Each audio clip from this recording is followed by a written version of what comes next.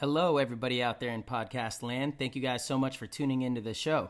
This episode is brought to you by G2 Paintball. G2 Paintball is back, and you guys should be incredibly excited. If you are in the area, in Arizona or anywhere on the West Coast, you want to make sure you do not miss this. Being in paintball shape is one of the most important things to being a top-level player. Not just a top-level pro, but a top-level player in any division. If you are trying to win tournaments, you want to be in the best physical condition possible. Paintball is so physically demanding. It requires so much of your physical ability, and G2 Paintball is designed to help you maximize that potential both on and off the field. G2 Paintball played a huge role in our World Cup win. It pays dividends to get out there and do these exercises, do these kinds of training. It is so difficult. It is very tough, but it's going to put you in position to win events, and that's what we're here to do.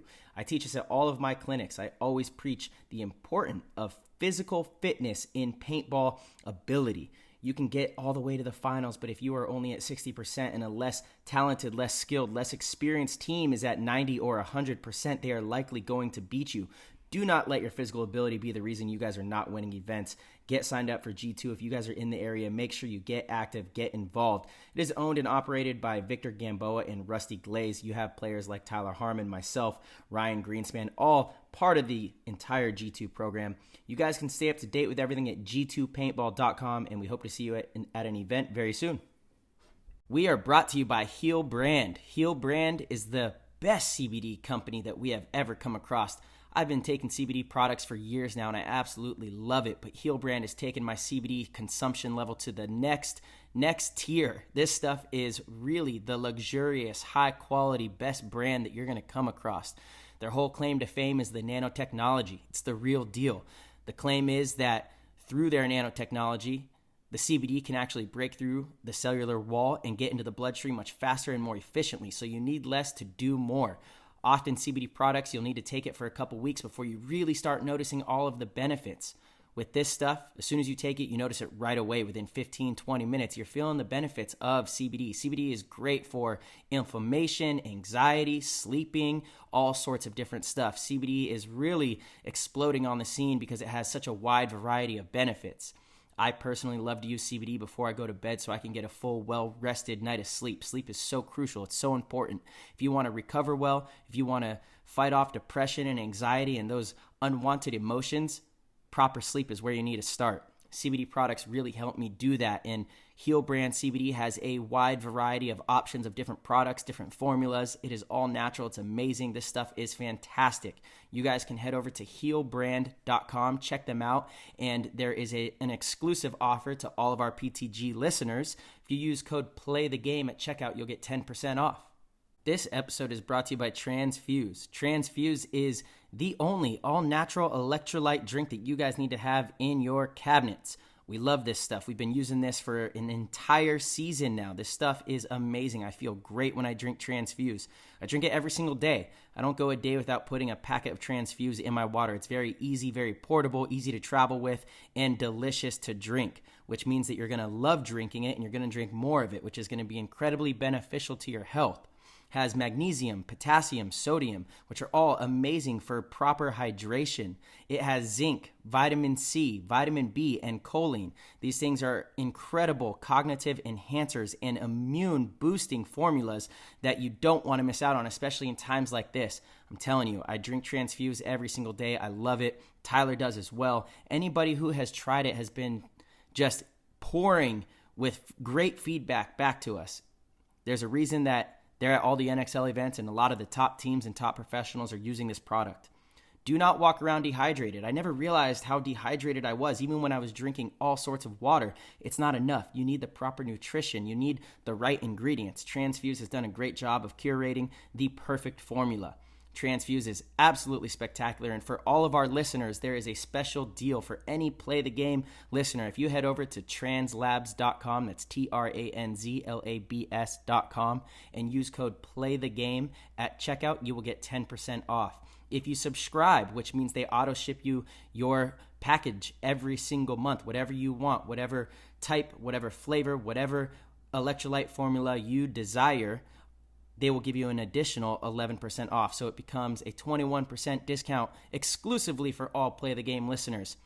Huge shout out, and we are incredibly thankful for our supporters And if you guys would like to go support them, it's translabs.com.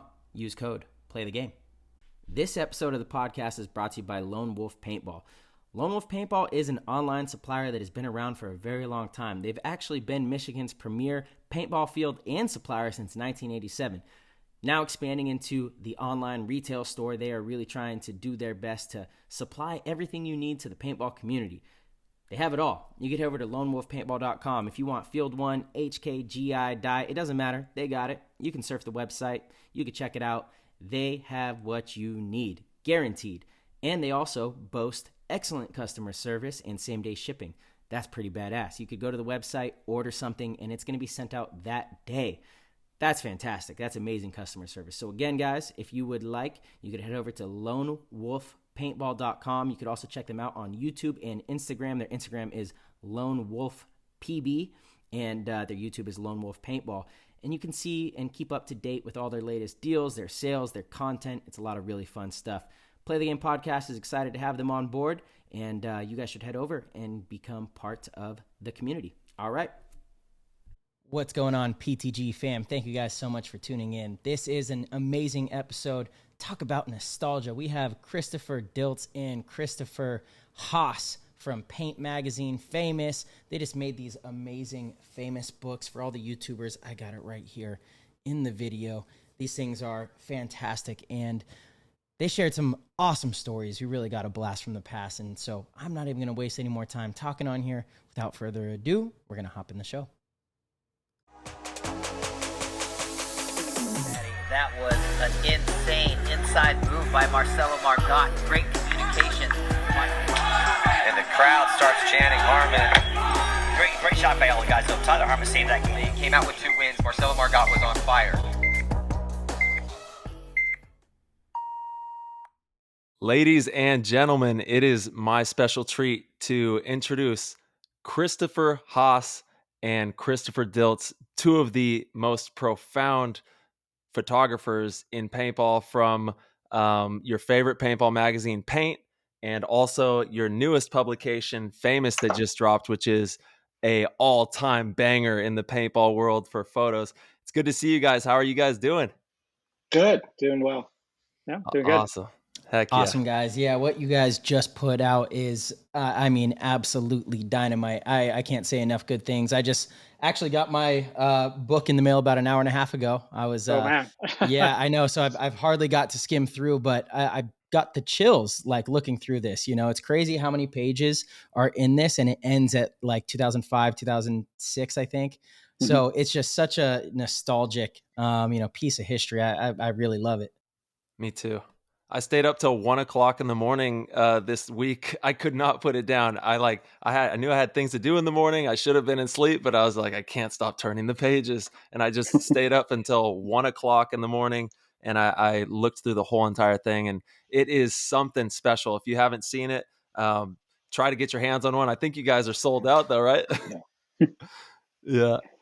Yeah, we printed 2,000 copies total, and that most of those were spoken through the initial pre-orders through the Kickstarter campaign, and then and some of the pre-orders we did after that.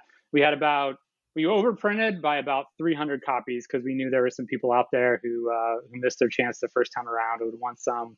And we had a plan to try to sell those, but before we even got to that plan, they all sold out in a couple of days. So we are technically sold out right now. Right now, we're just really making sure that everybody who has ordered a book is able to get one. We've had a couple of problems with the mail, as you would expect these days. Yeah. So, priority number one is just make sure that everybody that ordered a copy gets one. And then, if we have any left over, we're going to see what we can do about getting more into people's hands. But for the moment, at least, it is sold out. Unfortunately, sorry for everybody here. I know there's people out there that are going to be. It's a sad podcast for anyone who. No, the stock just went through the roof on that thing, man. Because of the limited quantity, you're probably going to see those things going for a hot dollar on the internet, I would imagine here. Yeah, I feel like we had a couple of people that that ordered like 10 copies, and we're kind of like, why do they need 10 copies? Ah, So, yeah. Well, now you know we're why. looking, we're gonna keep an eye on eBay, and I Yeah. was gonna say set your eBay you know, alerts. Yeah, for real. So, can we expect to see any more of these coming into circulation at any time? You know, I would say for the moment, there's no plans to print more. Hmm. Again, right now we're just really focusing on getting all the copies out to everybody Yeah. who has ordered one. Ultimately, if there was demand, I think it's something we would think about. Hmm. Clearly, like we want this to get to as many people as possible. That's why we did it. That was the only Yeah. reason we did it. And these projects like this, like these books are incredibly expensive. You've seen them. It's like an 8-pound doorstop. So I think that's going to be the challenge. Is sort of there's like a lot of economies and scale for publishing. So doing a small, even smaller than 2,000 print run on this could be tough. So I don't know. That's a big question I honestly have. Is Mhm. I know that there are people out there who still want copies who don't have one, and what I Mhm. don't know is where are there 100 people out there, or there are another 2,000 people out there who want them, and that's something we're going to have to try to figure out. So. Yeah, I guarantee you there's probably at least a couple thousand out there that want one. Yeah, these things, and I will vouch for it to the moon. This thing is unreal because I started my journey in paintball in around 2001, somewhere right in there, and so this kind of ties into my whole story as a paintball player as well. And I'm able to really get the grassroots on the game before I stepped into it, and started playing. I started playing in the woods, but then soon found the airball field and started watching teams like the Los Angeles Ironmen that were up in Modesto training up there with Rich Telford.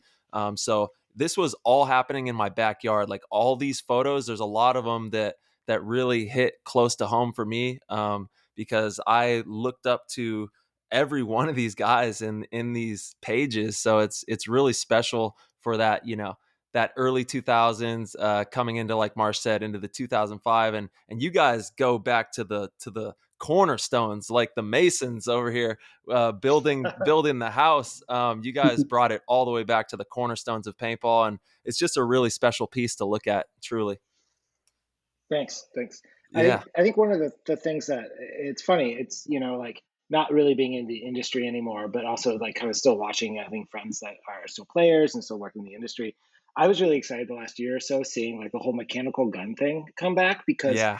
it's analog, right? And like when we started doing the magazine, this is the late 90s, early 2000s, we were shooting on film.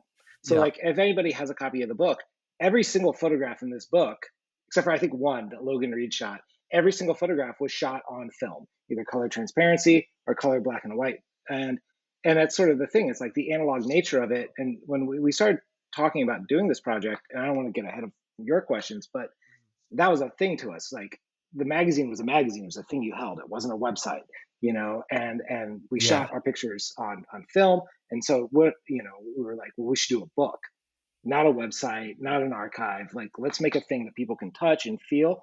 And it also felt right because I felt like, in talking to like pro players I'm still friends with and folks in the industry, like the mechanical, the tactile, the sort of, analog versions of the sport were sort of coming back as well at the time. And that nostalgia kick and people really interested in the early 2000s was like Hmm. kind of happening. So, it was just kind of a lucky happenstance that it all worked out, but it seemed like really right on the pulse. Oh, dude, you guys are riding the pulse hard. We need like this nostalgic stuff right now. It is timeless, truly is. Yeah, and like you said, really good timing with it. With 10 Man making a huge comeback and Mechanical making a huge comeback. It's funny. One of the quotes that I did skim over was from Brian Benini, and I'm not going to say it verbatim. I don't remember exactly, but it was something along the lines of getting out of the woods. It was early in the book.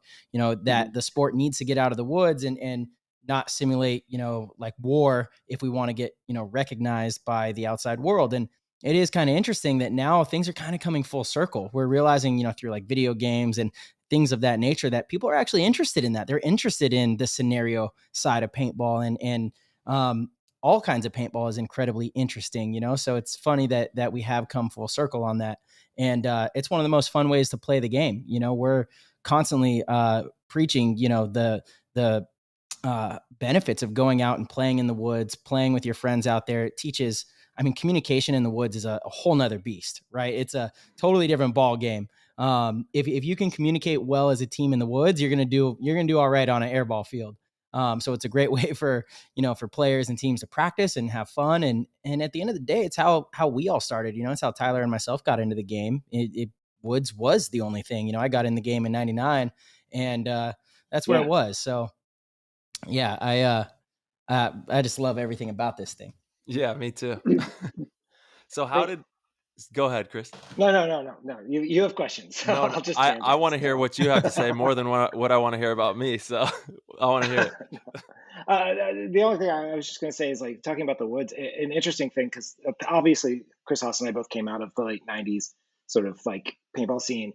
And I remember really vividly, and I think this is like a precursor to us doing the magazine and everything, was driving like 4 hours to Chicago to see a hyperball field, not even play on it, driving to the Badlands just to watch Aftershock play on it, and being like, that's different, that's a thing.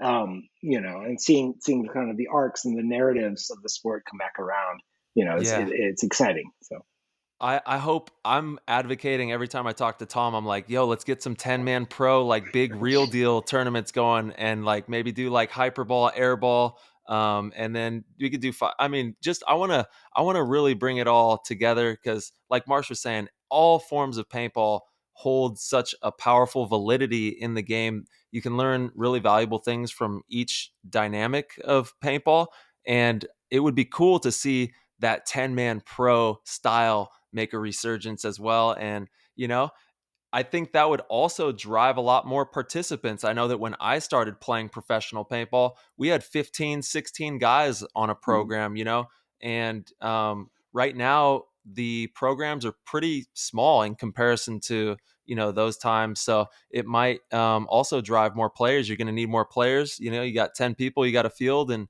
people get injured, things happen. So it would be cool to see that. Yeah, I mean, I think obviously nostalgia is a powerful drug for sure.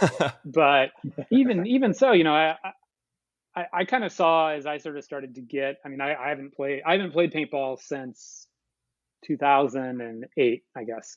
No, 2007, actually, the end of the 2007 season. So, but sort of just keeping tabs on it, being friends with Matt Marshall and other folks who are still pretty active.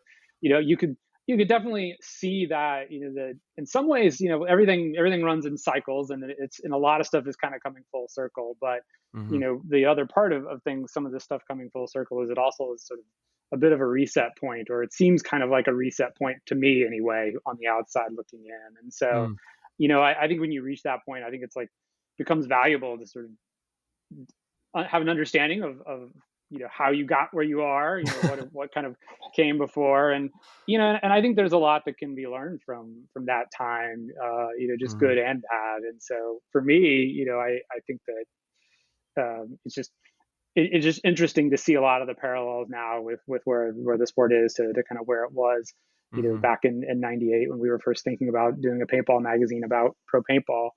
And yeah, I mean, we kind of, that was so yeah, I mean, another piece of this, and I don't know exactly where you want to start with the long story. But the irony, I think, of Paint Magazine is, which we started thinking about in '98, and then it debuted at the Chicago Open in 1999. And at that point, we had kind of went into that expecting to cover a sport that was still played in the woods. It was still 10-man in the woods. And we had sort of prepared for that. Chris had gone and done some test photos of people playing in the woods. We included a couple of those at the beginning of the book. But honestly, those were some of the only photos we ever shot of people playing in the woods, because we had no idea when the magazine came out in the middle of '99 that we were right there at the end of an era. And in no time, it was everything had moved to concept fields for pro teams anyway. Wow. And so, we had kind of gone into it expecting to make one kind, not make one kind of magazine, but struggle with one kind of reality. It's actually just very difficult to photo and document woods games. But we thought that was going to be our reality for ever, really.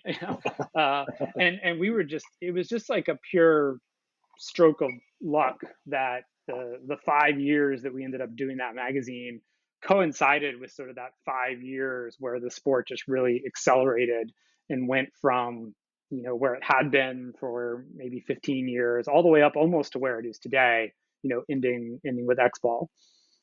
And how did the whole paintball adventure come about? How did you guys, I mean, obviously you're both very talented at what you do. How did you get into the craft of, photography and then have it coincide with paintball and then start making that adventure into documenting it all? So how did you get into paintball? Sorry. Well, I mean, like everybody. Hey, that's easy. Yeah. Yeah. Like everybody, I went to play Birthday for a birthday party. So Yeah. Birthday party. So that's how they get you. Yeah. No, I mean, and I, and ironically, like, I didn't really like it that much the first few times I played, but I went there with my dad, and my dad was really into it. And so he kind of like pushed us and like literally drug me to the field in the beginning every Sunday. And so I played on some local Indiana teams. Chris and I have been friends. We've known each other since middle school, actually. Oh, wow. So we've been Nice. friends since then. And then I assume I must have drugged you into playing at some point, because I know it. At one point, like Chris and I both played on the same team. We played on a local Southern Indiana team called Spectre. Spectre. And so that was sort of the intro to paintball. But really, like, more than anything, I think we were more interested in some of the media stuff. So I think we both were interested in sort of self-publishing underground magazines, music magazines, punk magazines. Yeah. I had gone to school for journalism. Chris, I'll let you tell your sort of early photography story. I got into photography. I was in college. I was going to be a writer, and I had gone to school to be a writer, and but I've been really involved in sort of the mid '90s DIY punk scene, sort of in the Midwest. Hell yeah. Basement shows, like traveling, like touring in bands. I was playing in bands. I was touring. I was living in vans, there we go, punk houses, and all that stuff. And a buddy of mine, Mark Merman, who's the photo editor for Mother Jones magazine now and is a really like top-notch photographer. Damn. He was like from Indianapolis and was like a year older than me. And I'd always see him at shows with his camera shooting. And I was like, I want to do that. Yeah. So like I got a camera and I started going to punk shows and basements and shooting them. And then when I got back to college, I was like, this is so much easier than writing. Like this is like I can go and tell a story and it's so much easier and I'm better at it. And so then, it sort of switched over in college and my focus really became doing documentary photography and photojournalism. My father had been a newspaper writer he had taught journalism at Indiana University. So I was sort of like, people are like, did you go to journalism school? And I was like, yeah, for like 18 years at the dinner table every single night. Like, when I got out of school though, I'd been talking to Chris Hass. I'd been living in London, in England at the end of the late '90s, and Haas came over for like 2 weeks to like hang out and just be like, I have a friend in London with a couch I can sleep on, and he was like, I'm thinking about making a paintball magazine, and I was like, cool. He's like, I got a bunch of different names, and I was like, all right. And we've been drinking, and then he was like, one of them is like, I don't know, it's like paint but with an 8, and I was like, do it. Perfect. Do it. Let's do that. And then honest to God, didn't even think about it again until I was graduating college. And he hit me up and he's like, hey, I'm going to make the magazine. Do you want to take photos? And I was like, yeah, but I don't really want to take photos that are like, paintball magazines suck. Like they're terrible. Like I don't want to take photos of like, fat dudes with banners and like, like these weird pose things. Like if we're going to do it, we should like shoot it like it's a real thing. Like, and he was like, well, yeah, that's what we're going to do. And I was like, okay. So, and that's kind of how it happened. It ultimately was my first job out of college, which is like, you don't normally go and start a magazine your first month out of college, but that's pretty much what I did, or we did. Take the dive. Go for it. Yeah. I think we talked a little bit about this in the introduction to the book too, but at the time, we both loved magazines, and was consumed a ton of media and, film and documentary film and all that stuff. but and I loved paintball. I was playing paintball all the time, but I just didn't enjoy any of the paintball magazines at the Mm. time, and that just seems such a weird disconnect. To sort of, it's like I love magazines, I love paintball, I hate paintball magazines. What year was Yeah, this when you had this realization? probably this would have been '98. Yeah, Okay. 98. Because '98 is I dropped out of school to kind of seriously start to think about working on Mm. the magazine.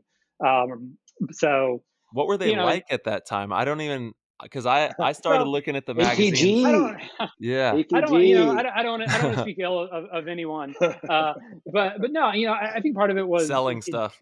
it just didn't reflect my experience at I all see. with playing, and part of that was there was very little and sometimes zero coverage of the pro scene or the competitive scene at all. The pro scene was very much a very small insular thing that was seen as just kind of a closed circuit of like these same 3 or 4 really good teams, just playing amongst themselves and all those sort of their own little shenanigans that just didn't seem relevant to the rest of the industry for a long time. So it was kind of just its own thing. It was rare that they would even mention a pro team in a lot of magazines. And then once I started actually playing, once I went to my first MPPL and saw my first pro teams, to me, I was blown away to one, just to see like how competitive it was, the way they played, the way they just sort of moved through the game and held themselves. And it was just completely different than anything I'd ever seen before. I was instantly hooked, but I also just didn't understand like why this had been kept from me this whole time. Because at that point I'd probably been playing 4 or 5 years. And I was like, why has no one told me about this entire like scene, this MPPL circuit? With all these teams and players and everything going on. And like I said, I immediately got addicted to it. And so to me, it was sort of trying to figure out, what would it be to, and I can definitely fully say that, the Paint was the first magazine that was exclusively dedicated to tournament paintball. Like that was what made it unique, above all other stuff. Yeah. And so that was the starting concept. But the other piece too is I think back to, like, I have a very vivid memory of walking into a local bookstore that's still around in the town we grew up in, and pulling down a snowboard magazine called Stick, that just on a whim. I wasn't a snowboarder, but again, I was always looking for cool magazines at the time. And I just remember sitting, standing there in that bookstore, flipping through and just being completely blown away with almost like an out of body experience, because this was a magazine that had amazing photography, amazing graphic design, but only about half of the photos were of people snowboarding and doing tricks. And the other half were traveling, in a car, on airplanes, hanging out at airports, smoking weed at the hotel rooms, just like goofing around, like all the things that, snowboard kids do. And for the first time, it was like, to me, it looked like I was looking at something in its totality. Like I was all like the entire scene and culture and what it must have been like to be one of those athletes was there in that magazine. And I realized like that's what was absolutely lacking from all the other magazines. It's like there was nothing out there that was really showing sort of the totality of what it was like to, to be a paintball player and to have that, to be part of that subculture. Yeah. And that was, I think, Chris's interest as well, was, more in photographing subcultures as much as anything. And so that was, part of my pitch to him is like, let's approach this the way you would approach any other project, any other photojournalism project. And let's see, can we, pull back that lens from just what happens during that like very short period when the game is being played, and try to encompass what it's actually like to live what, very quickly became a lifestyle for us and for a lot of players as the competitive side started to really grow and explode over the next couple of years. And I think that's not to jump in too quick, but I think that's one of the things that really set from the beginning of the magazine really set us aside from it, because I was really used to like, I'm just gonna like wander around the country and sleep on people's couches. And I quickly, it's like I met Matt Marshall, and like I swear to God, like 3 weeks later, I was sleeping on his couch.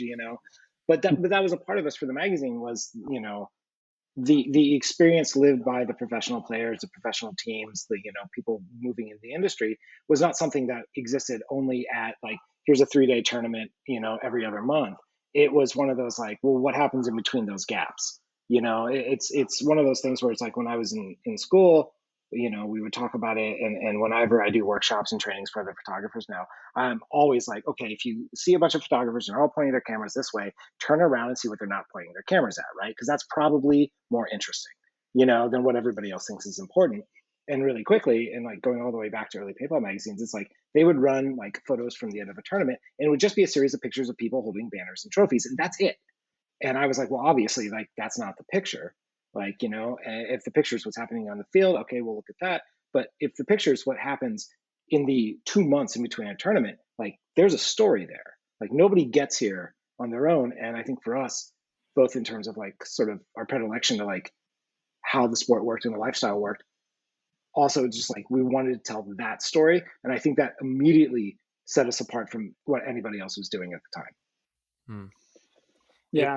It pours out of the pages. I mean, it absolutely pours out. It hits you like a flood. When you look at Famous, when you look at Paint Magazine, you can feel the picture. You're there. You're in the moment. You're on the train. You're in the airport. You're doing what these paintball players and what we do to make it to these events and to train our asses off to be the best that we can possibly be when we show up at these events. And there's a tremendous amount that goes on, like in those 6 weeks or 4 weeks or whatever it is in between the tournaments. And players, if you do the right thing and apply yourself correctly, can change dramatically in that time frame, and you can see completely different individuals when they show up to the next event. Yeah, and I think just to give out like one real example, or one simple example rather, the cover of the very first issue it's a photo of a pro player from Rage. It's Danny Benura, and he's on the hyperball field of the Badlands, but the photo is actually not during the game. The photo is after the game is over. And he has his goggles up, and he's kind of covered in sweat. He's got all his pods like down his jersey, so his jersey's kind of sticking out. Looks kind of weird. The refs are just sort of huddling, wandering around, cleaning up the field, and he's just sort of staring off into the distance. And honestly, I don't even know if Rage won that game or lost that game. But but for me, like looking at that photo, it resonated with me because like that was how, like, for me, that's how it felt like after a game. After the game is over, and back when you had to go pick up your own pods, and everybody's like calming down. Your adrenaline dump is hitting you, and you're just sort of walking the field, picking up your pod, but you're looking at the bunkers and the path that you went, and you're thinking about like the shots you made and the shots you missed, and to me, like that was just an experience. That moment seemed to capture a universal experience that was, for me, was like what it felt like to be at the end of a really intense tournament game, and just what that felt like with after that adrenaline dump and that kind of 1,000-yard stare. You're sort of thinking about all the things you could have done different in that game. And I think like to me, like that's not a photo that I don't think anyone else would have taken, like any other paintball magazine at the time would have taken. I guarantee, but like they were all moving on to the next game, because the game was over. And so for us, though, it was, that we really looked for moments in between and tried to expand out to kind of capture the total experience. And it's not just, in between the start and the stop of a game. It's everything that leads up to that moment, everything that follows on afterwards. So talk to me about like the early years before paintball, like with the music scene and everything, because that obviously had a profound effect on your path. The music subculture is super fun. I mean, tons of kids out there know that it's just a alternate universe essentially that you can escape to and just have a good time and feel good. So talk about kind of how that whole subculture of music really had an effect on, your guys' path there. Well, I think one of the things that really, at least for me, inspired the late 90s, there was this notional value of like the bands that I like and the music that I like and the scene that I'm into. No one's going to go and make those records. No one's going to make those zines. No one's going to do it. So we just have to do it ourselves. Like if you want, it's like it was this moment in time where I felt like everybody was sort of like, I want all these things and I'm tired of waiting around for someone else to do them. So I'm just going to do it myself. It's like, my friend has a really good band. That's great. No one will put out their record. Well, I should just like figure out how to put out their record. Or like, I really like, no one's writing about the bands in Rolling Stone that I think are really important and are traveling around and I see all the time. Well, I should just make my own magazine. And that was a very like 1990s, like Yeah. DIY, like punk basement, like aesthetic. And at least, for me, I was very, very involved in that. And I know like Chris and I were both very lucky to grow up in a small Midwestern college town where it was sort of one of those, like, that was an option, right? Like every single day, like 3 or 4 days of the week, you could go see amazing bands play in people's basements, and everybody was making t-shirts and everybody was making stickers and zines and putting out records and making posters and doing art. And I remember like I helped put on shows for a friend of mine's touring puppet show, like doing puppets and touring with it, man. Like it was cool. I love that. Right. So, and that sort of, at least for me, like really centered in me, where I was like, well, if I'm interested in something and no one is doing it, not just the way I think it should be done, but no one's just doing the thing that I want, well, there's not really a reason for me to like not try to figure out a way to do it myself or help someone else do it themselves. And I think like more than just like, being punk rock and like partying at shows and forgetting stuff, it was really like, you have to make your own culture and you have to make your own scene, because ultimately you're responsible for yourself and you're responsible for the community that you're a part of. And what I loved about doing the magazine and moving into that is like paintball was the same thing. It was exactly the same. Like, like it was like, man, nobody thinks that we're a real sport. So let's just like be a real sport. Let's just like do it. Like we don't need, so. Yeah.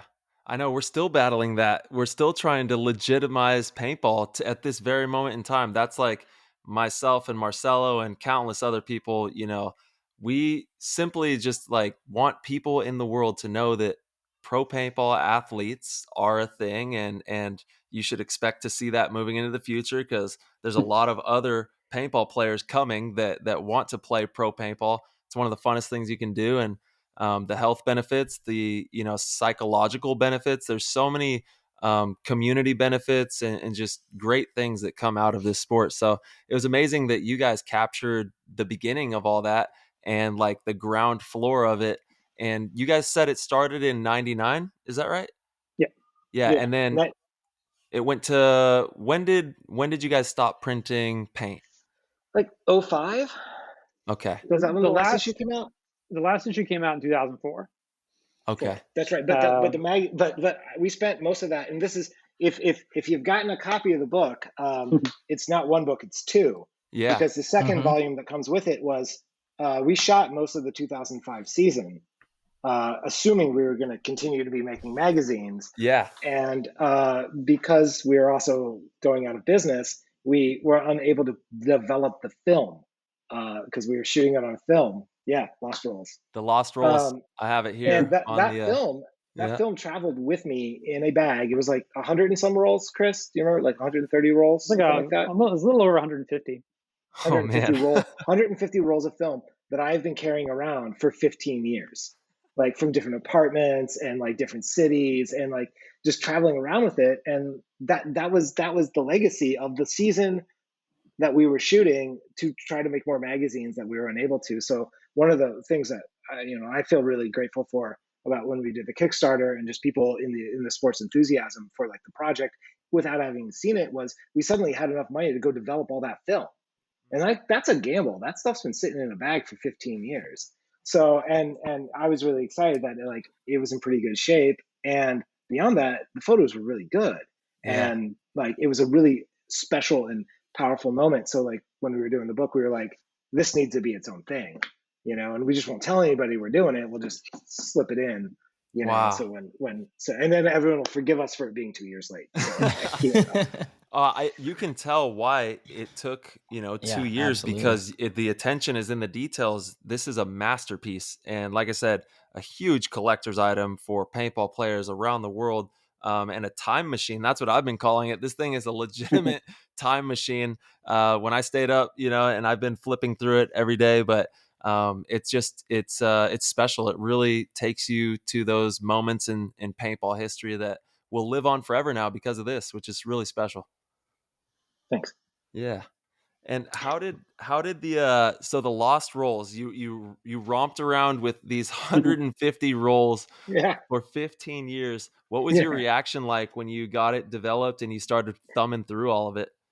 I mean, I'll speak for me, and then when Chris looked through it, um, I mean, for me, one, I was incredibly happy that like it held up, like as in Yeah. like there were pictures there, right? Like it's 15 years, like film degrades, it disintegrates, like all the color stuff had definitely changed colors. Like we had to do a lot of work to try to bring the life back into those. The black and white film held up better, but I was happy there was photos there. But even more than that, it's one of those, as a photographer and someone that is still a working photographer, um, looking through the book and doing the whole book project, it's like I kind of watch like the arc of like the beginning of my career, right? Where it's like the early stuff is like not that good. I mean, like it's great, but it's not that good. And then, the end and the stuff I knew that existed when the magazine ended, I was like, I look back at it, I'm like, yeah, all right, like I was doing a pretty good job. The Lost Rolls, I was like, oh my God, man, I wish I was that good still. Like Mm, that was good. Like I was mhm. a man. I have to get back to there. I was really happy with it. Like, and it's, you don't always get that, like where you Mm, see a bunch of your old work and you're really excited about it because it feels new and it feels fresh. And it's things that you did. I mean, like, I don't remember like Todd Martinez walking around the field with a baseball bat in between games. Like I have no actual recollection of Todd just like carrying baseball bats around, but like, yeah. that's pretty cool. And I took a picture of it, like, and now I know that that was a thing that happened. So both the nostalgia thing, but also just like That's my as in like, coach. yeah, That's yeah, my coach, bro. we watch out, man, like baseball bats, Yeah. He's not playing Must be games. from his meat No, hammer no days. joke, man. Yeah. Exactly, that's what it Yeah, was. meat hammers. It was definitely meat hammers. Yeah. Um, For everybody that yeah, doesn't know, so that was Todd Martinez and a lot of the OG Dynasty guys. That was their softball Softball. team. Yeah. softball Softball team. Yeah. team. Yeah. So Good I was stuff. happy. I Yeah. don't know what Haas's experience was actually seeing that film Hmm.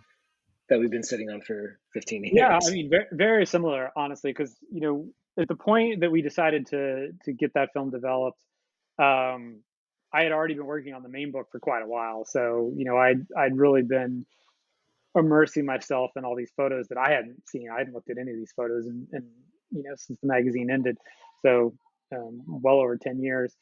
In some cases, almost 20 years for some of those photos. And one of the things that I was, very pleasantly surprised when I started the project was how much of it actually did hold up, because I had a lot of nervousness going back to the early stuff, um, because really it we really did not know what we were doing. I mean, this was Chris, like you said, it was his first professional photography gig. It was the first sort of real journalism and design, graphic design that I'd done. None of us had ever printed, done a publishing project like this. And so, I was bracing myself to kind of go back and look at that early stuff. And I was surprised at how well a lot of it actually held up.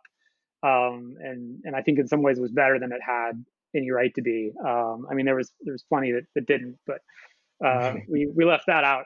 Um, but but then after spending all that time looking at those photos, yeah, it was really kind of amazing to then get that the lost rolls, the stuff that was shot there at the end, and you could see, honestly, you could just tell that this was done by, in this case, one photographer who like actually knew what he was doing now, and I think that was something that was fun to see throughout the entire progression of the magazine, as we all like got better at our individual roles, whether it was writing or photography, designing, and then other photographers coming in the mix. Like when another photographer who worked on the book, Dan Meridian, when he joined us, he had a real interest in portrait photography.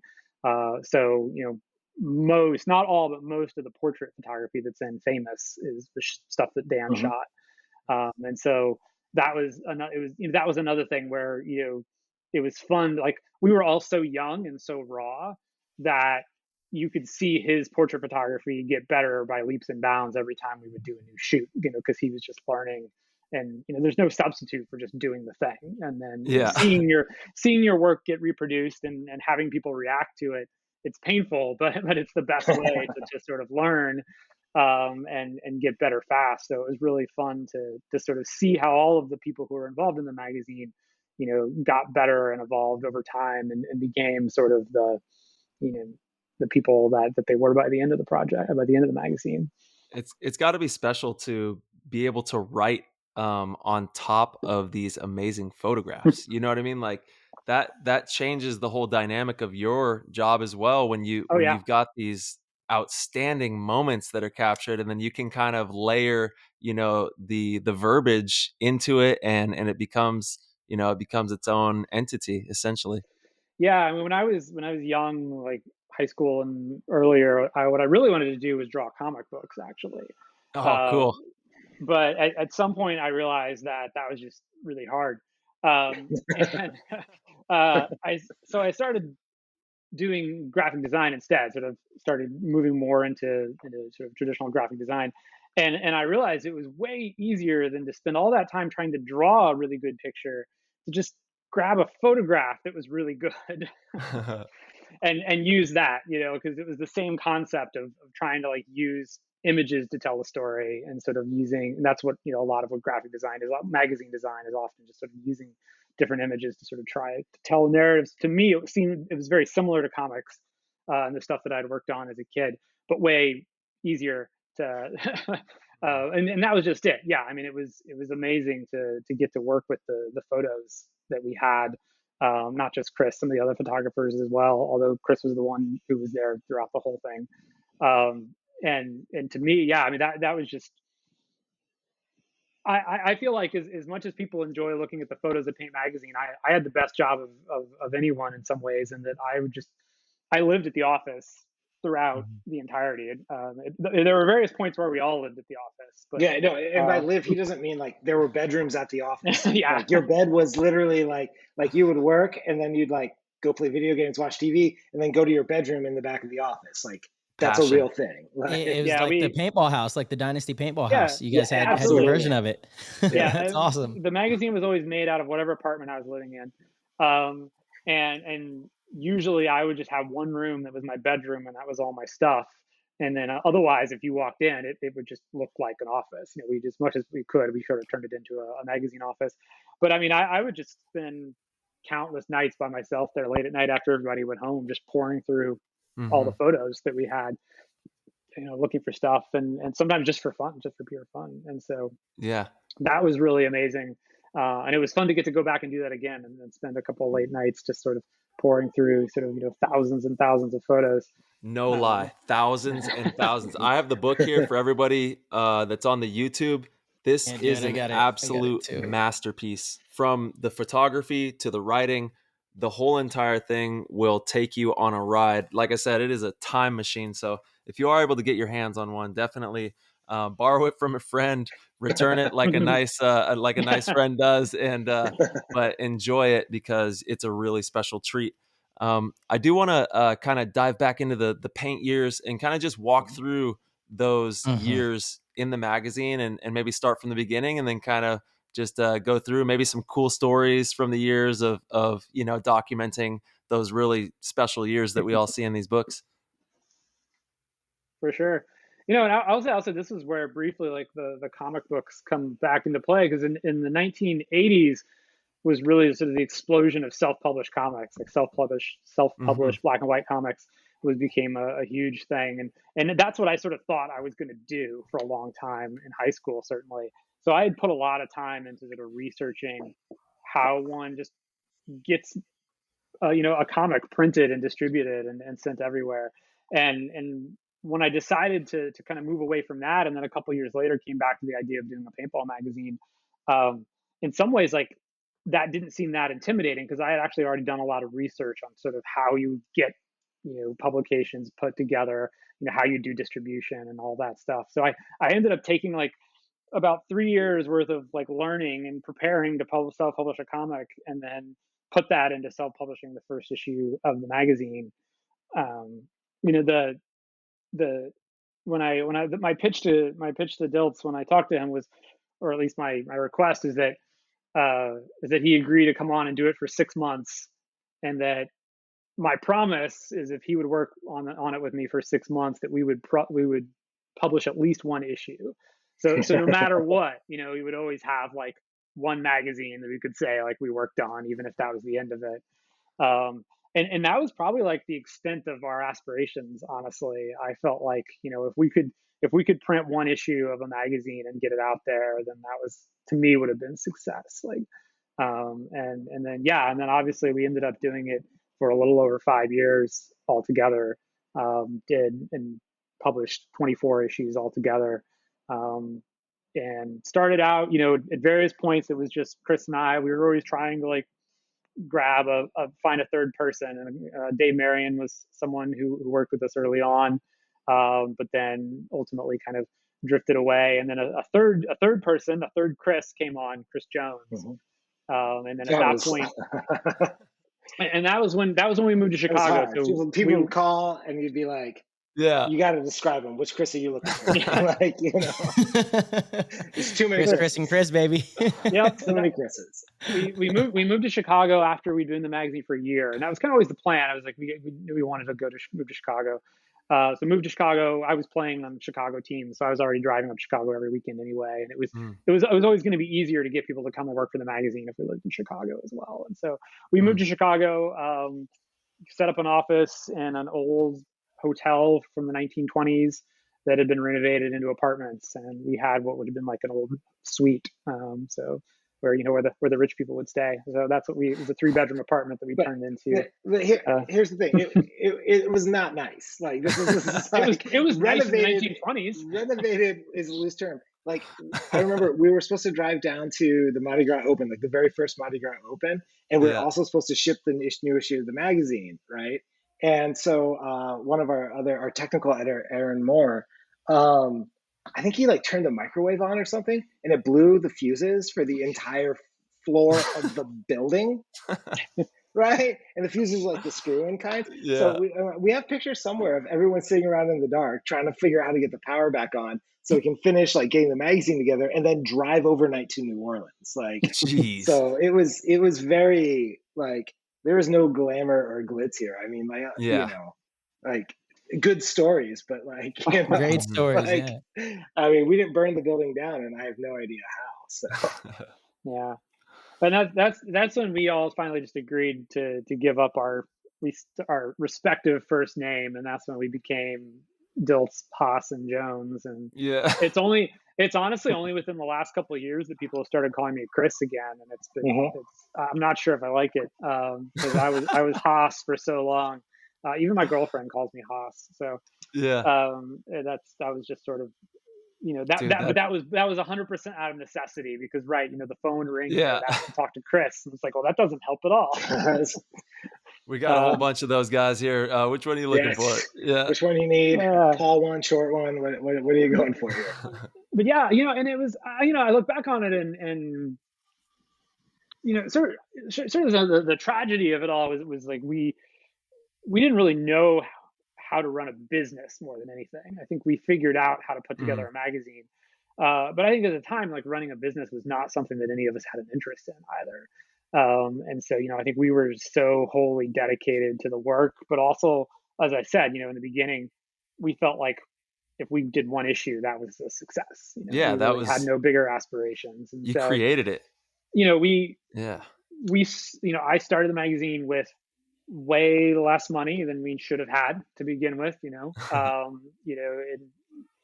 understand. I know a lot more about the publishing side of things now than I did in 1999, and I have a better understanding. And I realize, we probably had about 1/10 of the cash on hand that we really should have had.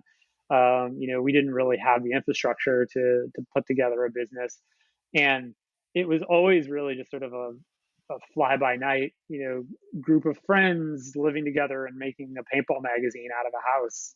And it was about as crazy and ridiculous as that sounds, I think. Thank God that you guys did, man. Yeah. But that was, and it felt, go ahead. Sorry.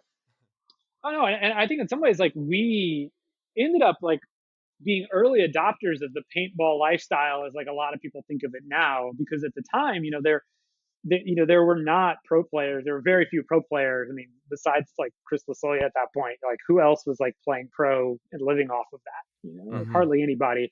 And even now, I know there aren't very many people that can live off what they make playing, but there are, tons of people, a few hundred people at least, who, this has become their life. Paintball is their life, and I think we were in some ways early adopters because the Paintball magazine became our life, and Yeah. so we were sort of living it 24/7. We drove at the time to almost all the events just to save money. So we'd drive to Florida, we'd drive to LA, California. yeah, exactly. We drive to anywhere, honestly, and all in one car, That is and so awesome. Can I just say that is amazing? I think that adds tremendously to Oh, the yeah. value of what you guys did. Is just all passion, all drive, for the craft and what you guys are doing. So I commend you. I salute you for your passion for what you guys put down. It's amazing stuff. And we Yeah, all and I survived. I mean, Yeah. yeah, and I can't begin to say enough good things about this, because what you just said about Chris Lasoya, so many players of today don't even know who Chris Lasoya is. Some of the young kids, they have no idea who Chris Lasoya is. One of the most legendary players of all time that paved the way for us to follow this dream, follow this passion, turn it into a career, and be like, hey, there are, and he was the first like bad boy rock star that was doing it all. You know what I mean? He inspired an entire generation of players to become professional players.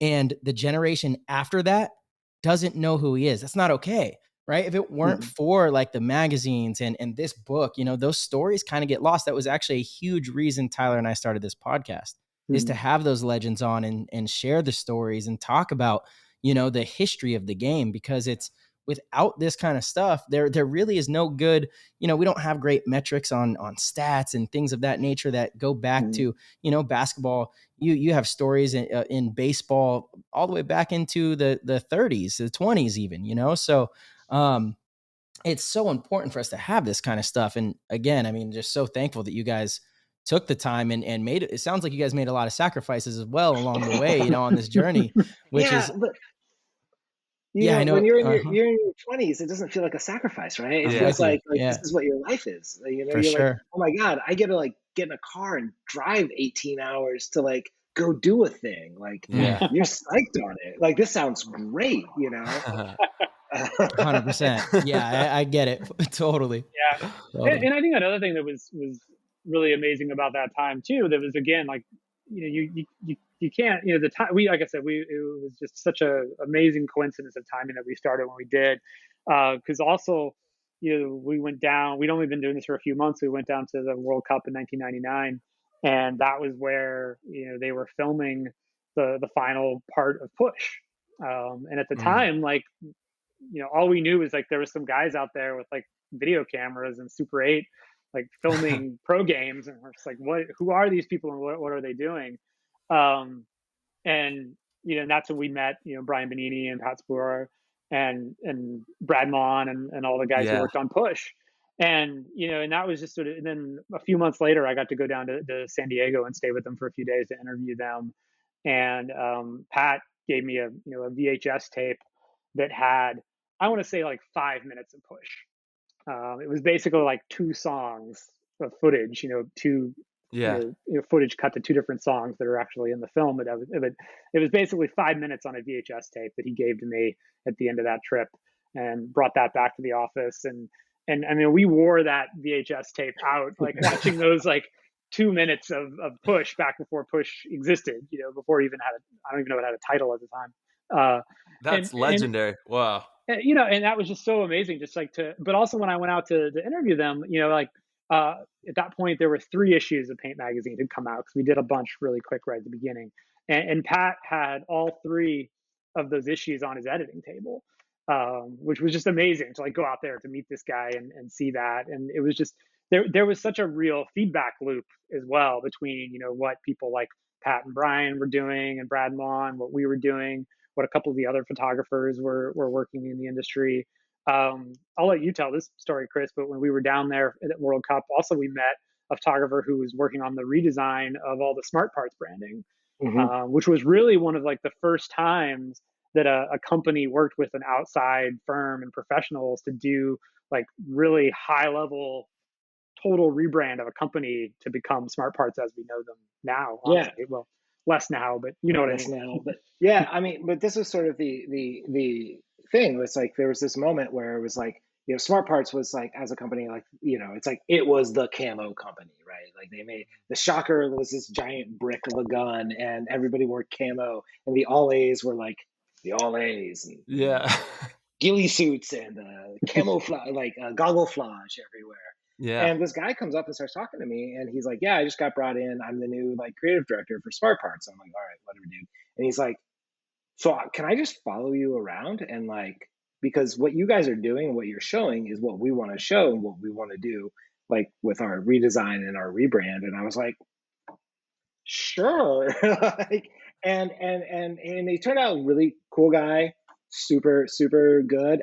They were an advertiser, so we were also like, obviously, please keep buying pages with us. But and then the ads came out, and they looked like, because it's like a lot of like at that time, again, it's like a lot of the paintball industry honestly were hobbyist businesses, like it's like Joe's gun shop / paintball store, like, and and they're great, but like they weren't doing work that would look completely natural in a skateboard magazine or a snowboard magazine or anything else like that. It was still like very guns and ammo jet set. And then the new Smart Parts stuff came out, and it was slick, and it was well produced, and it was clever, and it created a whole new thing. And I think one of the Chris talks about feedback loops. Like I remember working and talking to Luis Salcedo, who was the photographer for JT at the time, and later went on to Die, when Die kind of blew up there. And Luis had come from motocross, because a lot of paintball, Luis is the man. He is the man. He is. Yeah. You want to talk Sorry to about interrupt. a guy that really inspired me and is like Mhm. a huge influence on me. But talking to Luis, it was like, JT ran some ads with us. And then Luis was like, well, our ads look weird in their magazine, so we need to shoot different kinds of photos and make different kinds of ads. And I was like, whoa, like that. And then suddenly, it's like, and then you see brands adapting to us, but we're adapting to them. And you see really good designers and creatives, and, not just like folks like Brad and Pat and stuff who like really like paintball, but you see people coming in and being like, this is a really exciting, innovative industry, and we can do really creative work here because, there's like the bar of entry is low and the gates are open, and nobody's telling us we can't do this thing. And again, it like harkens back to like, at least for me, that DIY like aesthetic that like, well, we can just kind of do whatever we want. Like, Yeah. it's like, it's a game on, man, let's do this. And again, we talk about that period of paintball, and I don't want to jump too far forward, but like, we go out to California because like friends of ours are like, they're these really, really young kids, and they're like running at people with their guns up, shooting them in the face, and nobody's done this before. And we're like, oh, we should check these kids out. And then, that's Oliver Lang, Alex Fragy, Yosh Rao, Ryan Greenspan. Like, and again, they were like, nobody told those kids how they ought to play paintball. So they just went out and did it their way and changed how the game was played. It's just this like magical moment, right? Where all of this is happening at the same time.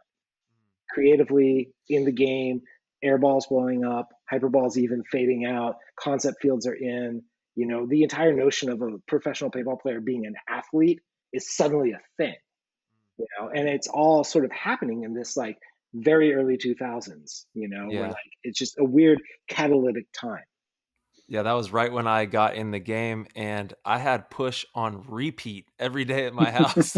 I literally, like you said, I burned a hole in that VHS. I watched it every single day. I came home and I watched push. The music, the paintball players, the rock stars. It changed my life forever. And that's why I'm sitting here talking with all you dudes right now, is because, I popped that in, and it's just crazy. I want to dive into that. I want to talk about, what was that like when you guys, you made the trek out to Cali and met Dynasty? Talk about that. So we actually, I met Eric Crandall at the Zap Masters. So we'd been kind of aware, we tried to keep, so actually what we did is we ran rankings in all the early, pretty much actually all the issues. We would try to get as many series rankings as we could and run them in the magazine, which was actually back then was like not easy to do, like track down updated series rankings. Yeah. So, we could tell, like, it was clear that something was happening in the Great Western because the same team called the Iron Kids kept winning everything. And then in the second issue, we actually did like a list of like the top 10 amateur teams to watch. We put the Iron Kids at number 2, unfortunately. So that was, we were so Fringy close. has never forgiven us. Never forgiven us. We were so close. But probably because like they were mad that we put them as number 2. Eric Crandall came up to us at the Masters and introduced himself. And, for those of you who know Crandall, he was like one of the great behind the scenes masterminds of the Iron Kids and of Dynasty, mostly just because he was like a little bit older than them and could, legally get rental cars and hotels. But yeah, I mean, definitely a huge part of the creation of that team. But also just like, I don't know, a good hype guy, Yes, and he's I mean, excellent. to his credit, he went up to like the guys doing the new Paintball magazine and said, it's like, hey, introduced himself and said that, the Iron Kids basically had already wrapped up the series title for the Great Western that year. So they had agreed to ref the final event, because the final event was going to be in Hawaii. So they thought, like, this is going to be great. It will just turn it into a vacation. We don't have to worry about playing. We've already won the series title. And so they had rented a beach house and were just going to be in Hawaii for a week. And he was basically saying, it was like, you guys have never covered a Great Western. You should really come out and cover the finals. And it's like, oh, I don't know. It's Hawaii. It's expensive. And he's like, well, you can stay with us for free. It's like, all you got to do is get there, Nice.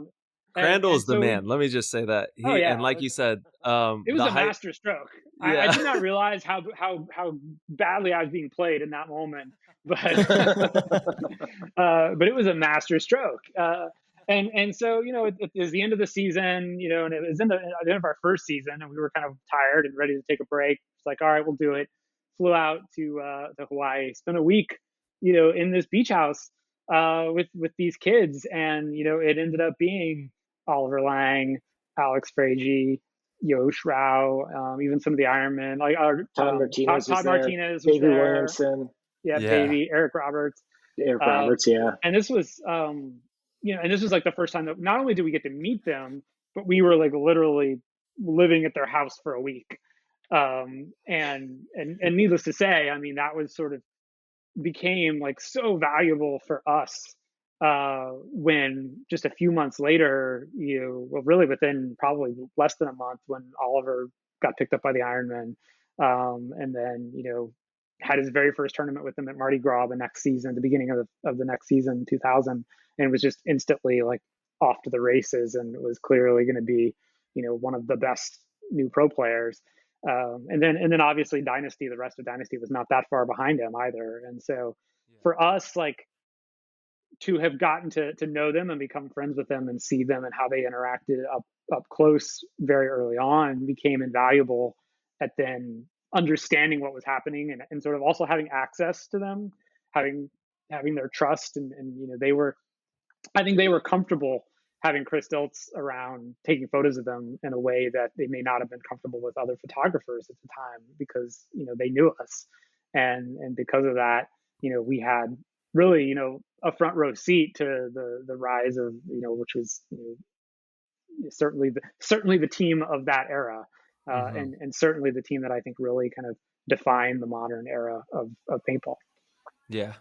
Cannot argue that. They went on a damn spree, man. It was something special to watch. And I am forever super honored and grateful to have even been able to put that jersey on and carry on that lineage. And Marsh, is carrying Marsh. For everybody that doesn't know, can I break world news or what, Marsh? No, not yet, Ty. Okay. Yeah, not yet. But Wow.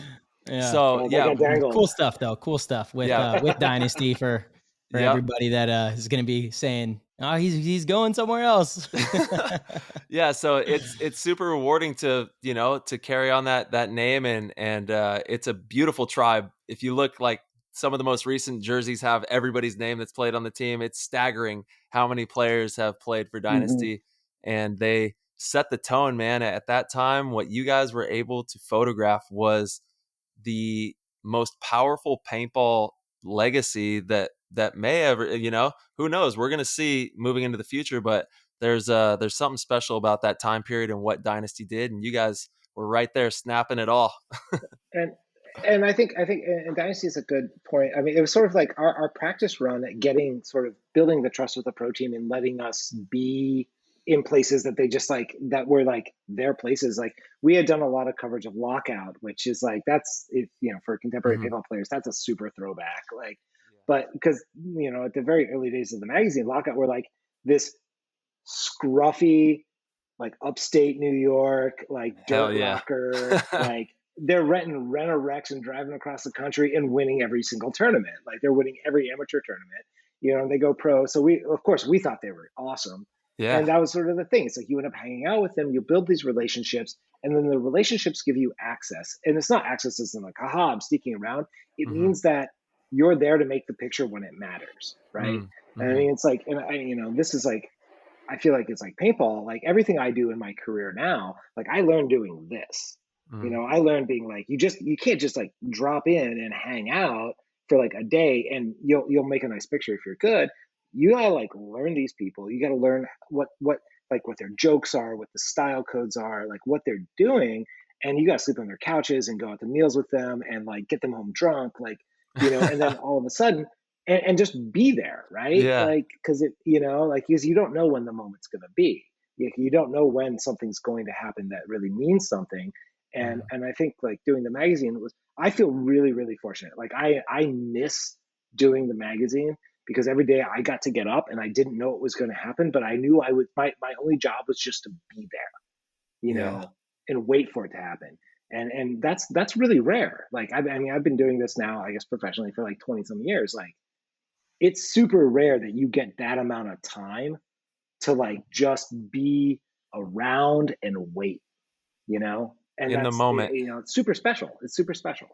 Yeah, you're a master of the moment. You got to be right in the right spot at the right time and have the awareness and the wherewithal of where the moment's going to land as well. It's not something that everyone can pull off, having that awareness of where to be placed at the right time. And yeah, it's spectacular what you guys pulled off with Famous and with Paint Magazine. And I do want to ask you before we, go away from the Paint Magazine era in there, like what were some of your favorite moments? Maybe you guys can each give a couple of the Paint Magazine. And I also want to know, do you guys both have all 24 copies, each of you? I do. There we go. 24. Damn, Nice. that's tight. Dude, I love that. I have the master stash, so Yeah, yes. yeah. But it's shockingly small, though, I will say, and it's a lot smaller now than it was a couple weeks ago before we started mailing them out to people who got them as part of the Kickstarter. I love it. Yeah, that was definitely one of those like, how many copies of the Matt Marshall cover do we still have in existence? Like, I think I've got 2. Wow. Yeah, and I'm sure you guys both have a lot of special memories, but I would like to jar a couple of them. Like, what were a couple of your most favorite moments in those 24 issues that maybe we could scrounge up? I'm sure Dynasty has to be a part of it somewhat. Dynasty's definitely part of it. Yeah. Because that was spectacular what they pulled off at that time. Like you said, nobody was running and shooting, nobody was doing those things. But nobody's doing that. Just like Lockout, just like you guys, they had the grit and the determination and the passion to invent and create, and they got it done,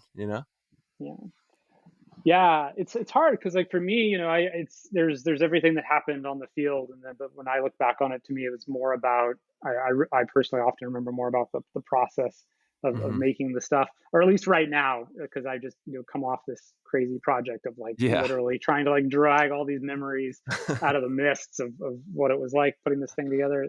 And I think of meeting a very young Matt Marshall who is like talking to me at a bar, telling me that he wants to be a writer and he would really like to write for Paint Magazine, and me thinking like paintball players come up and tell me this all the time at bars, and I just have to be polite. And then getting in, and so his first piece he wrote for us was a profile of Steve Rabikov, actually,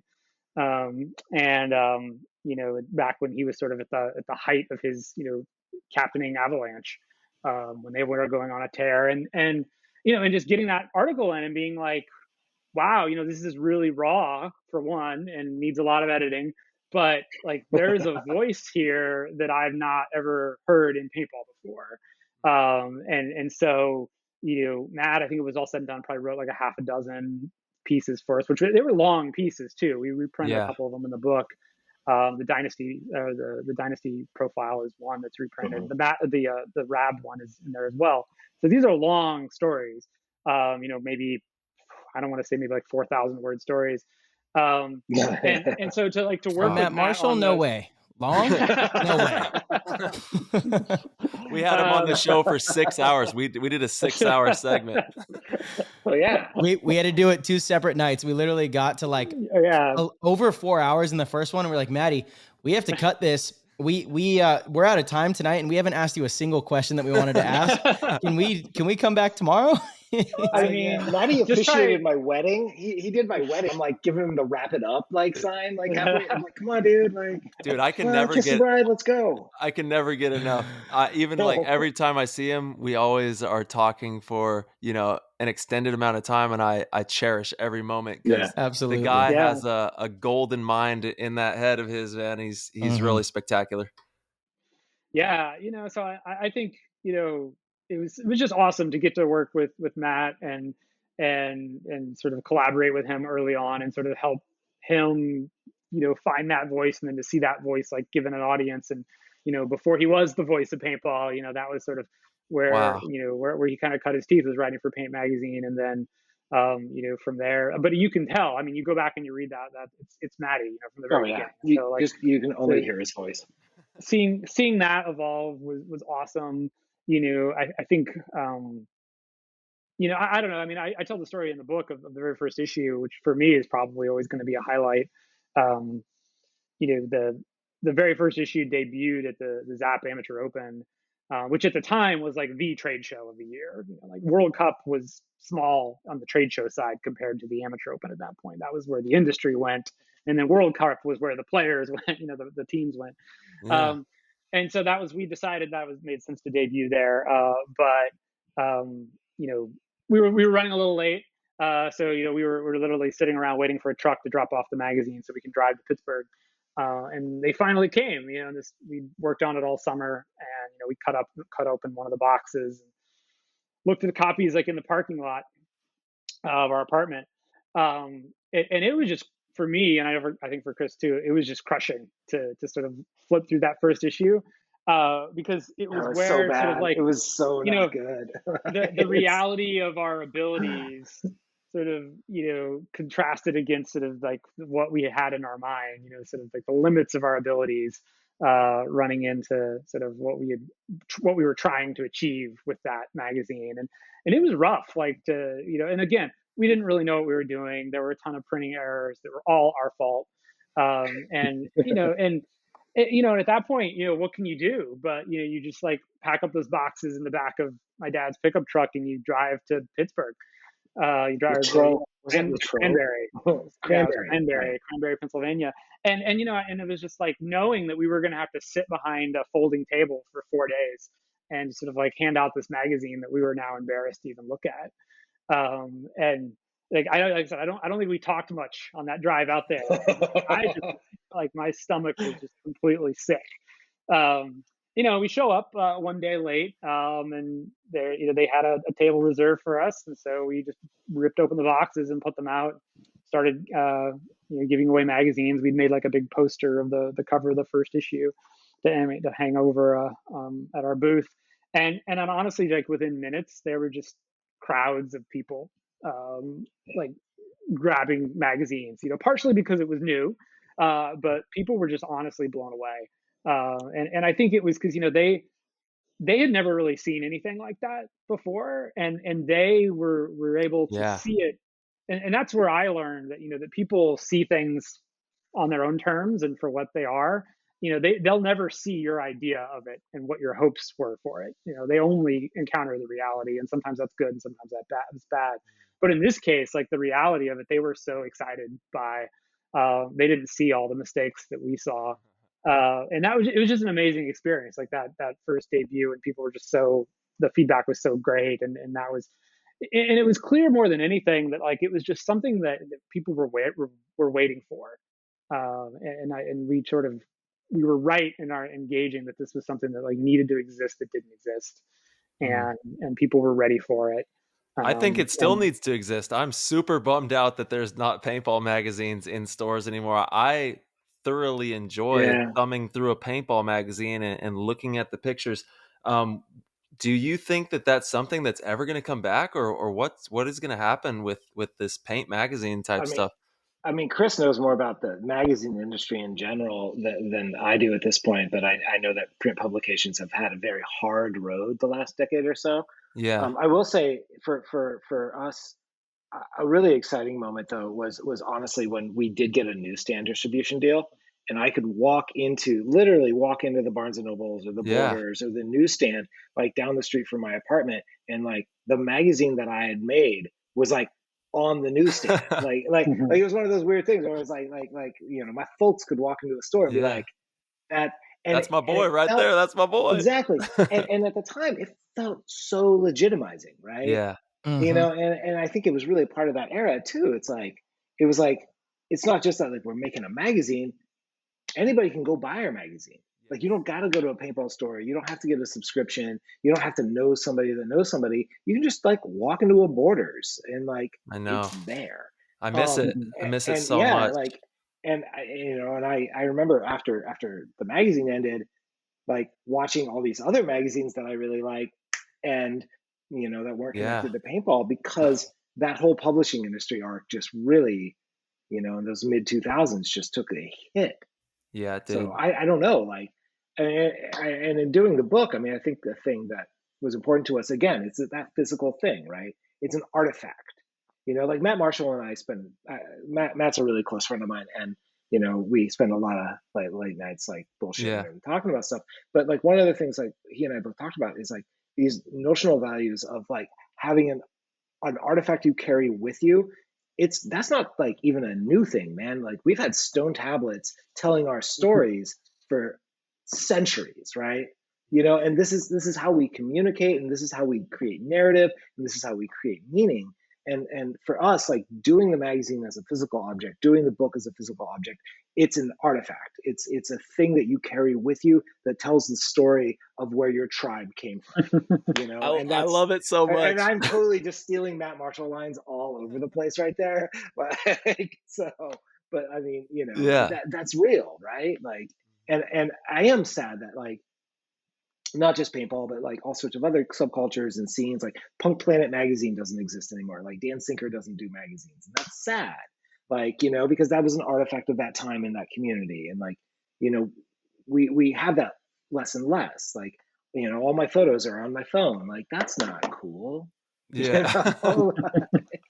I know. That's why, um, like, the fact that you guys did this famous book, and like you said, it goes hand in hand with 10-man resurgence. There's a whole culture that's coming back alive, from 20 years ago, essentially, that is pushing forward. And I hope that we do see, more print stuff come into play in paintball, because it's super valuable, and we need those artifacts, like you said. yeah. And that was definitely one of the motivations for me in doing the book is because I know we're at a time now where we don't have print Hmm. anymore. Yeah. And so in the same way that in 1999 when the magazine debuted, it was there wasn't anything comparable to it in that time in terms of what it was trying to accomplish, and I knew that we had an opportunity to put together a book now today that there's nothing comparable to it right now. Sadly, I wish there was. There never will be. Yeah. There um, Yeah. never will be. so in terms of just in terms of like having real print media and stuff that so you sort of can hold on to. um, I also, one of the things I learned very quickly doing the magazine was how ephemeral magazines are, though. Like even the magazines you like, people don't tend to keep. So that was always painful for me to see like how short of a lifespan they had. And we reached that point, a few years ago where I realized like the copies of Paint magazine that I personally had were probably like at least 50% of the total copies that existed in the world at that point, because people don't save magazines. They're very ephemeral. You sort of toss them out. They're made to be disposable. Oh, And no way. See, I like Yeah. yeah. No. Good on that. I have a But pile in my closet that's like my prized possessions. I thought everybody had Tupperware bins Yeah. full of magazines that they just like moved from apartment to apartment. That's how that works, right? Like, Yeah. but but I felt like with this book, we actually had a chance to make something that maybe would last. I don't think people are just going to toss this into the trash when they get to the last page. So I really hope that it's something that people can enjoy today, but also is something they keep and hopefully get as much enjoyment 10 years from now when they take it down off the shelf, or 20 years or whatever, and it can be something that actually is a lasting artifact, like Chris said, in a way that we don't have. That's something I think is really missing now. We also obviously we have podcasts now, and we didn't have them Yeah. then. I think what Maddie and all the guys and all the people at Go Sports do is just so head and shoulders above any kind of like game footage or commentary that we had in even 2005. Well, they both blow the hold. doors. They blow Yeah. the doors off of what was on ESPN in 2005. Yeah. So But it's all relative, and I think that honestly, they both hold tremendous amount of weight. Like the photograph, we need it all. Like as much content as we can muster up in different ways for the thing that we love. That's what we should all be pushing to to boost it in all these beautiful ways that we can. And I will say, and I'm not trying to write a business plan for anyone here, but one thing that we didn't have when we first did the magazine was direct reader support, and that was something that we didn't really have to do with this book. We could have just scraped up the money, because originally we imagined it was going to be like a much smaller project. oh, it's gonna be like what, 200 pages? Yeah, exactly. It was like a 200 page book. And so, I guess now that we're like an hour in, we should probably tell, for anybody who doesn't know what Famous is, what Famous actually is. So I'll just quickly kind of recap. For a while, and I give a lot of credit to Dan Meridian, one of the guys who worked on the magazine and on the book. He was the one who sort of like kept the torch alive throughout the years, and every once in a while he would try to like pitch us to like do a project to kind of revive some of the stuff, and we always sort of shot him down. I was like, no. And part of it is some of his ideas, which I think were good ideas, were to sort of create like a digital archive of the magazine so that people could still access it and read it, or an archive of the photos. But I just, for whatever reason, had no interest in doing anything that was just an online only project. And for me personally, I think was like when we finally kind of got to that point where like, okay, we're going to do this. And I think a thing that kind of pushed me over the edge was watching I guess in 2018, the 2018 webcast of the Iron City Classic. And I think that was the first I'd heard about. The first one, but I don't think they did a webcast. That was the first time they did the webcast there, and I watched that weekend, and just like seeing all those people come out of the woodwork and play for the first time, and just how much fun they were having was just amazing, for one. And I kind of didn't realize like how much I missed a lot of those people. Even the people that I thought I didn't like, I realized that I missed them, and that was when I started to realize that, like, I really started to appreciate that we were so lucky to have been able to document what was just an incredibly important time, I think, for paintball. Incredibly fascinating, interesting time. That if you had picked 5 years, if you said like you get 1 5-year window, where would you set that window? You would probably do maybe 2000 to 2005, honestly, because it's all there. And so I just realized like how valuable that was, that we had that experience, and also just how valuable all that, everything that we were, that archive that we were sitting on, was in terms of all of the photos that we had kept, but also all the old magazines, the notes, old interview tape, taped Box interviews. of cassette tapes with all the interviews we found. Yeah, so we still had all this stuff that had somehow survived multiple fires, but and so I that's kind of where I was like, okay, this actually has value. Like I think we actually could create something that has value, not just to us, but to sort of the larger community of players who were there, and also the people who weren't there, like you said, like people who maybe don't know who Chris Lasoya is, and it would have value to them as well. And so that's kind of what kind of finally pushed us. It was like, all right, we'll do this. We'll get together. We'll do this project. And the idea was, we didn't really just want to just reprint the magazines, because the magazines were like, they came out of a moment. They were meant to be in that moment. They're like, this is what happened last month. Yeah. That's kind of what a magazine is in a lot of ways. So I didn't want to just reprint all of them in a book or whatever, or however make them available. But I felt like we could just treat all of that material as the raw footage, and then do something that in my mind was a little bit more like a documentary, but in book form. And Dan Napoli was involved in it, and so obviously spent, no surprise, I spent a lot of late nights talking to him about documentary film and sort of how one structures and approaches that. Yeah, and we so, had him on the show. He's yeah, amazing. We love him. absolutely. So Yeah. for me, like, that was kind of the conceit, is like, how do we take all this amazing content and just treat it as raw material, and use that to create something that tells the story of Paint Magazine, because I thought it was important. Like, this is our story. Like, this isn't the story. There's no way that we could have covered everything. We didn't even see everything. We didn't know everything. So this was very much our story. It was our version of that 5 years, told through sort of the lens of Paint Magazine and the people who worked on it, and in a book form that, hopefully, if you're a person who loved Paint Magazine, it kind of pays off and rekindles like all the reasons why you love the magazine. But I hope that it holds up to someone who's never seen a copy of Paint Magazine in their life, and they can just sort of approach it on its own terms as a book, and get something out of it. Oh, And it so, absolutely will. And you better fire up those heat presses. I got bunk, bunker, Bunkered Media is one of our PTG fam, part of the Discord chat. And he actually, we have some questions for you guys as well from our community of PTG community members. And he was saying, please make a second batch of the book. He wasn't back in the game early enough to snag one. But he was introduced to magazines, and that's what, sparked him and his journey.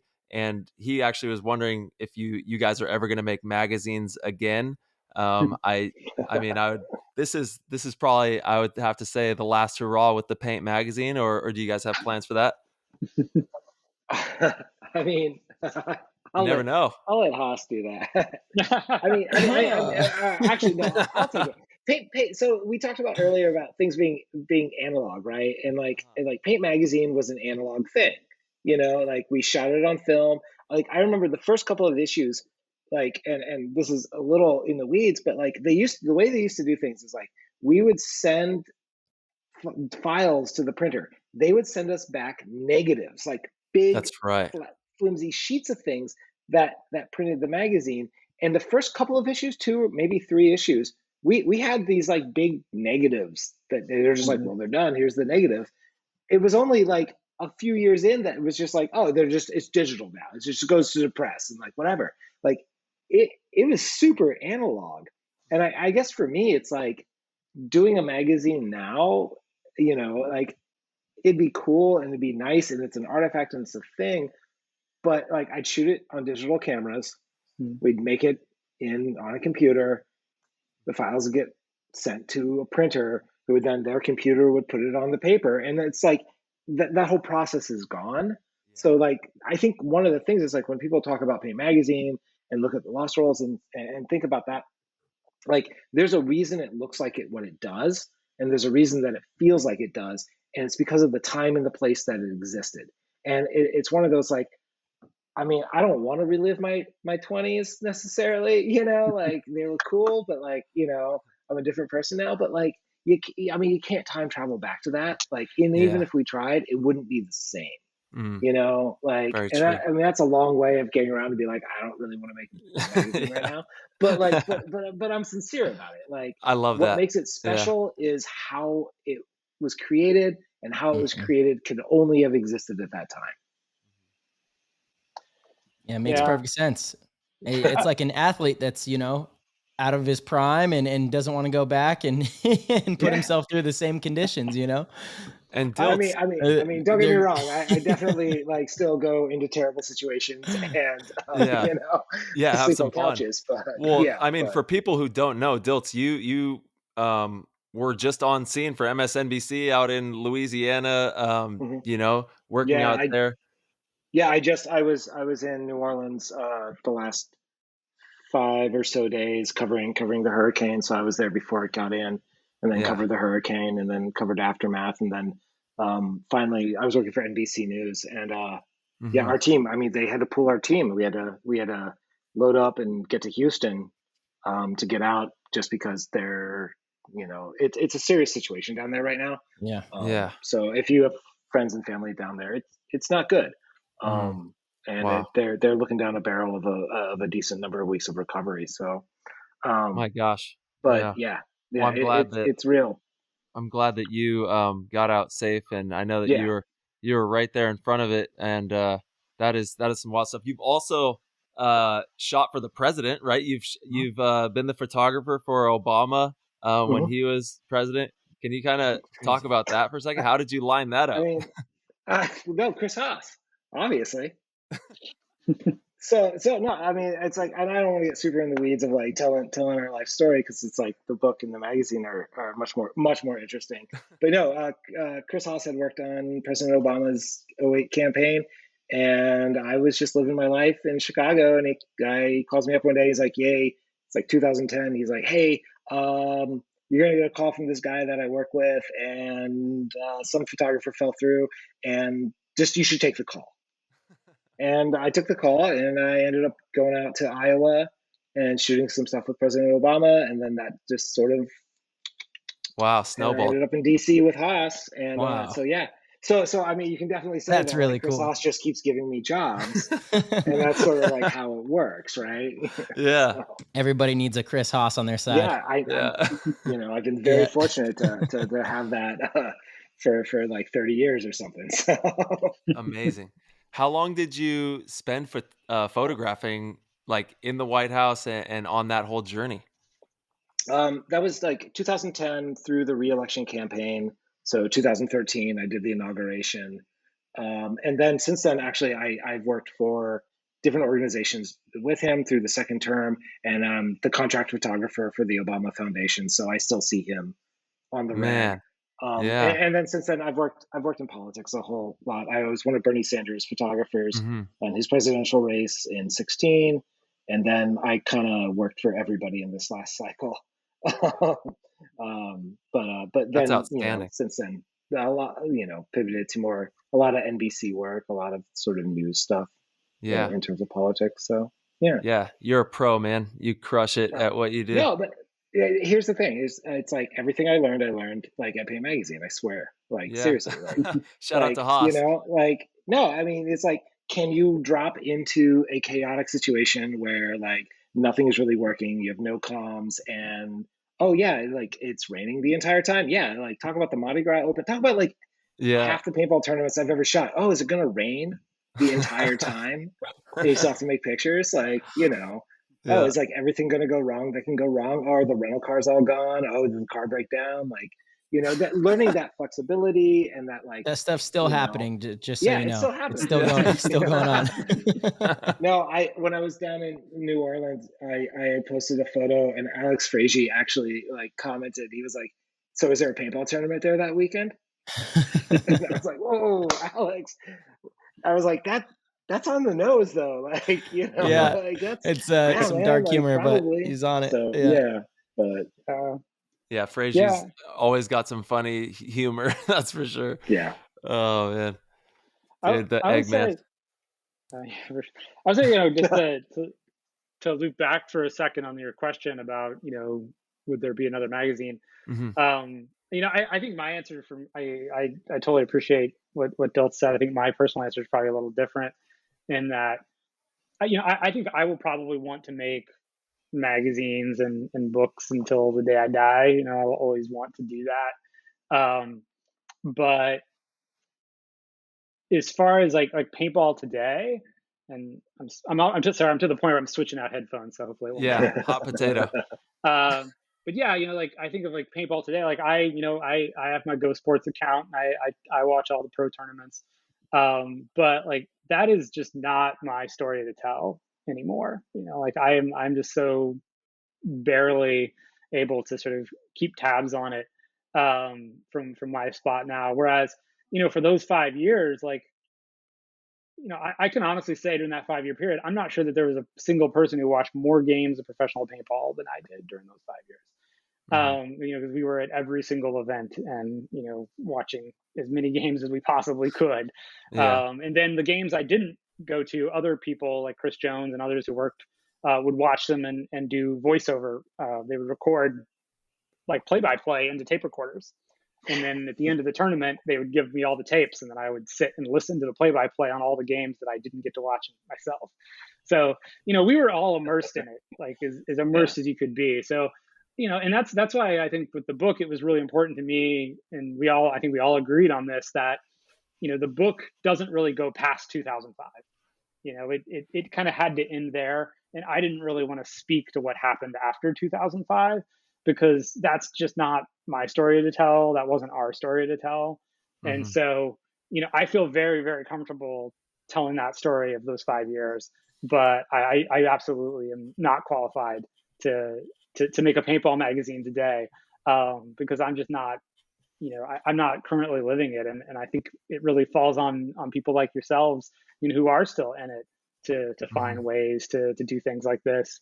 And, I would like nothing more than, if this book inspires someone else to try to do something, like what we did or completely unlike what we did, but takes inspiration on this and tries to sort of say like, oh, maybe actually there is a way to, whether it's a book or magazine or photography or writing or film or whatever, to kind of, do something that sort of captures paintball in a different way. I would like nothing more if the book sort of inspires some people to kind of do some of their own stuff and take off from there. And that's the last thing I was going to say, which was before, not writing business plans for anybody.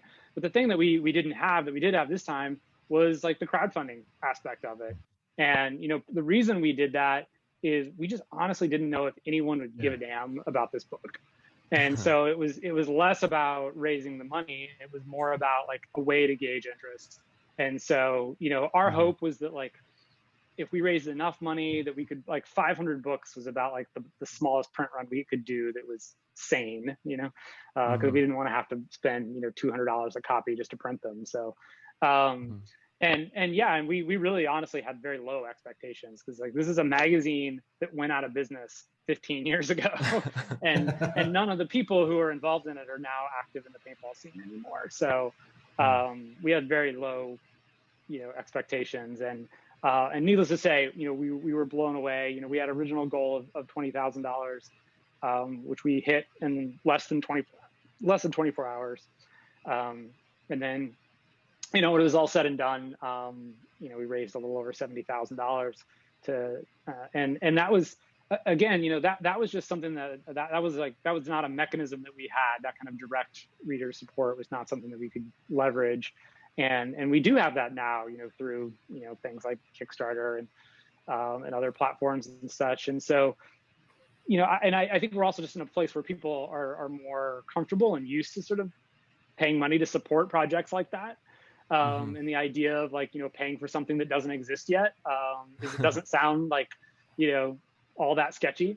And so I do think that's something that hopefully other people could maybe figure out a way to leverage, because I think there is a desire for stuff like this, clearly. And I think there would be support for it. 100%. Fire up the press, get that thing humming again.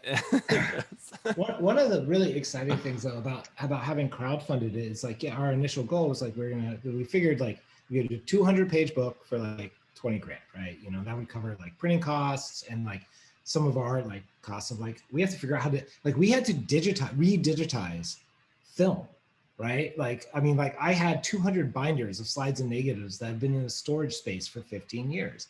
Like, this is the thing. It's like, we've managed to keep all of this stuff, you know, for all these years. So we were like, okay, we can do it for that. And the text threads were like, hey man, we just raised another 10 grand.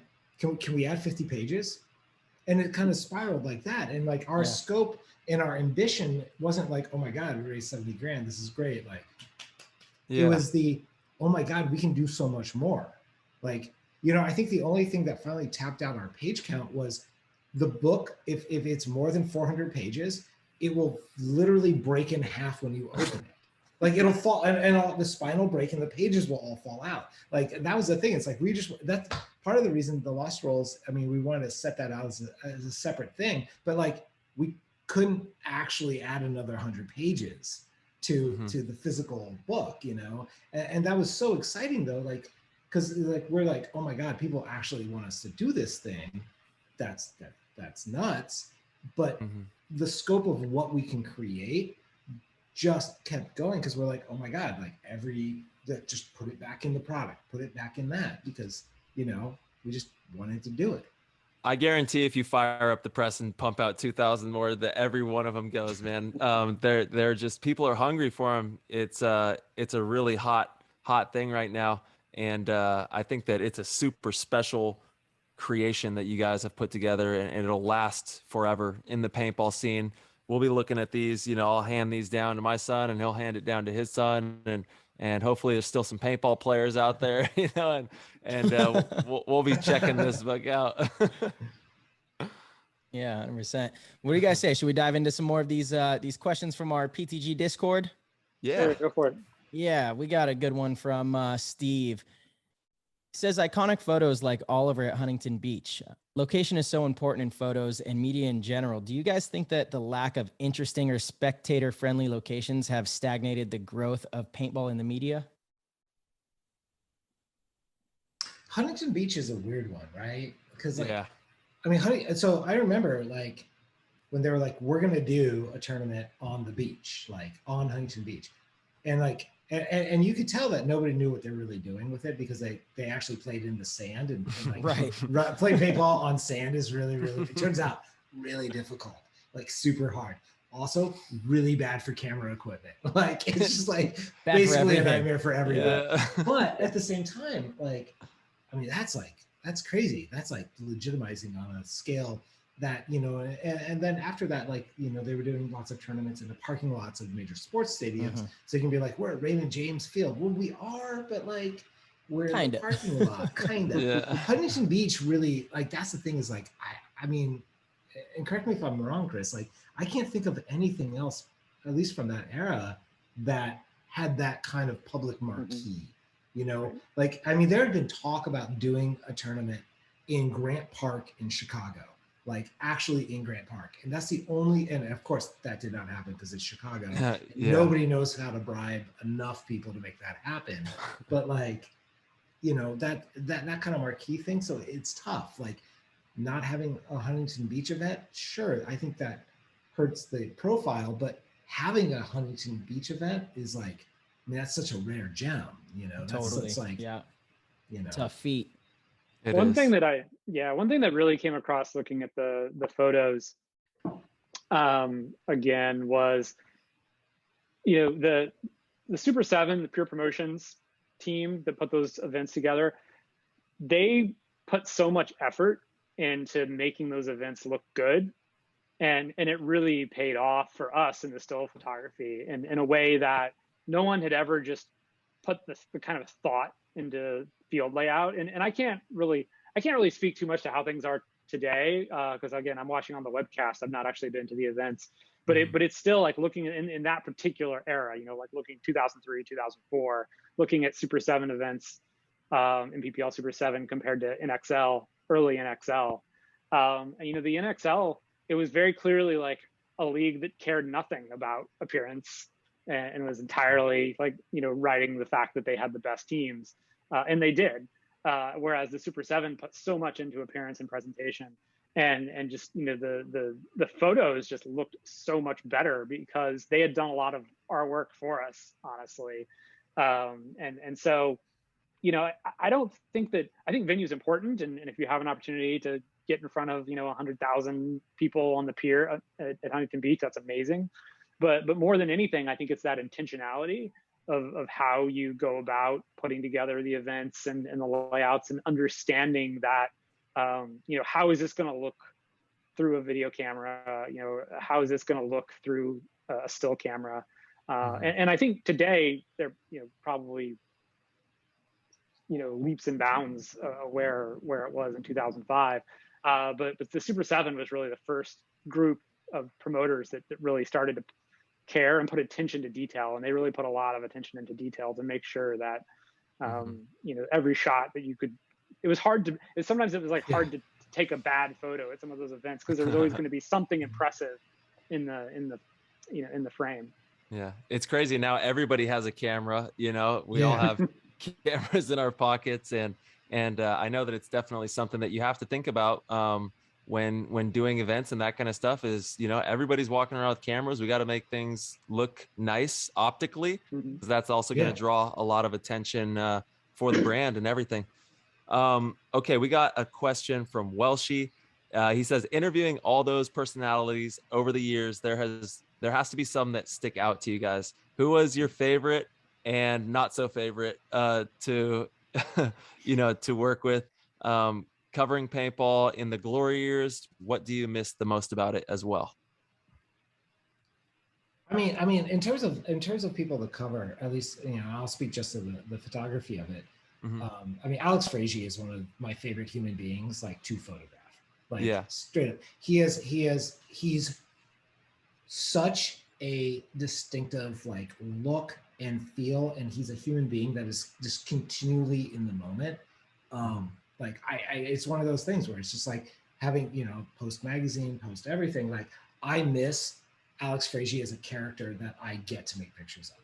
Like, you know what I mean? Like, there's just like, he's like, it's a thing. Like, he photographs well, in a dynamic and an exciting way, because he just, like, is very present and in the moment. So I love that. Yeah, Eggs is the best, dude. He truly is one of the best people. Like, just he looks good in grainy black and white. Like, if it's like, if it's raining and muddy and terrible, like, he just, you know, like, so yeah. Love that. I think I think I always appreciated the way, not just like teams all had their own individual culture in a lot of ways, and so, you know, like, hanging out with Lockout was nothing like hanging out with the Ironmen, SC Ironmen, you know, which is nothing like hanging out with Team Strange in their heyday. And so it was really fun to just sort of, or Trauma, you know, the Trauma kids. It was just really interesting to see the ways in which each team in that era really had its own subculture. I think the fact that teams were larger maybe also had something to do with that as well. You know, so you have more people to kind of build your own sort of little community out of. So it was just really fun to get to, like, dip in and out of everyone's little worlds, because they were all so different. You know, like the Avalanche guys, again, you know, just completely, you know, couldn't be more different than like our first team that we profiled was Lockout, and our second was Avalanche. You know, and that was like Avalanche at their height. So, you know, it was night and day, you know, to go from, you know, the dirt rockers of Avalanche, of Lockout, to the superstars of Avalanche. And so for me, I just really enjoyed that. You know, I don't know. I don't know that I have any complaints about people. I think one thing that was hard for me is I was still playing during that whole time. I was playing most of the time on Farside as an amateur A team. And for me, like, there were sometimes conflicts where sort of people would interact with me more because they knew me on the field and as a rival, than as necessarily like me trying to approach them as, you know, I'm here from Paint Magazine as a journalist to try to sort of write about you and get to know you. And I think a lot of it had to do, for me personally, there were, you know, any challenges were around trying to have it both ways, I guess. And in hindsight, I see why that's difficult. You know, it's hard when you have these really fierce rivalries with people to sort of suddenly just set that aside and like be like, oh, I'll let you into my hotel room and we'll just hang out, So, so I think that's definitely one part of it. Yeah, we're doing that here on the show quite a bit. We have our rivals on all the time, and it's we have to put a whole different hat on, But honestly, it's been really enjoyable because you do get to put that competitive spirit aside for a little bit and really just get to know somebody. And at the end of the day, we're all much more similar than we like to think sometimes.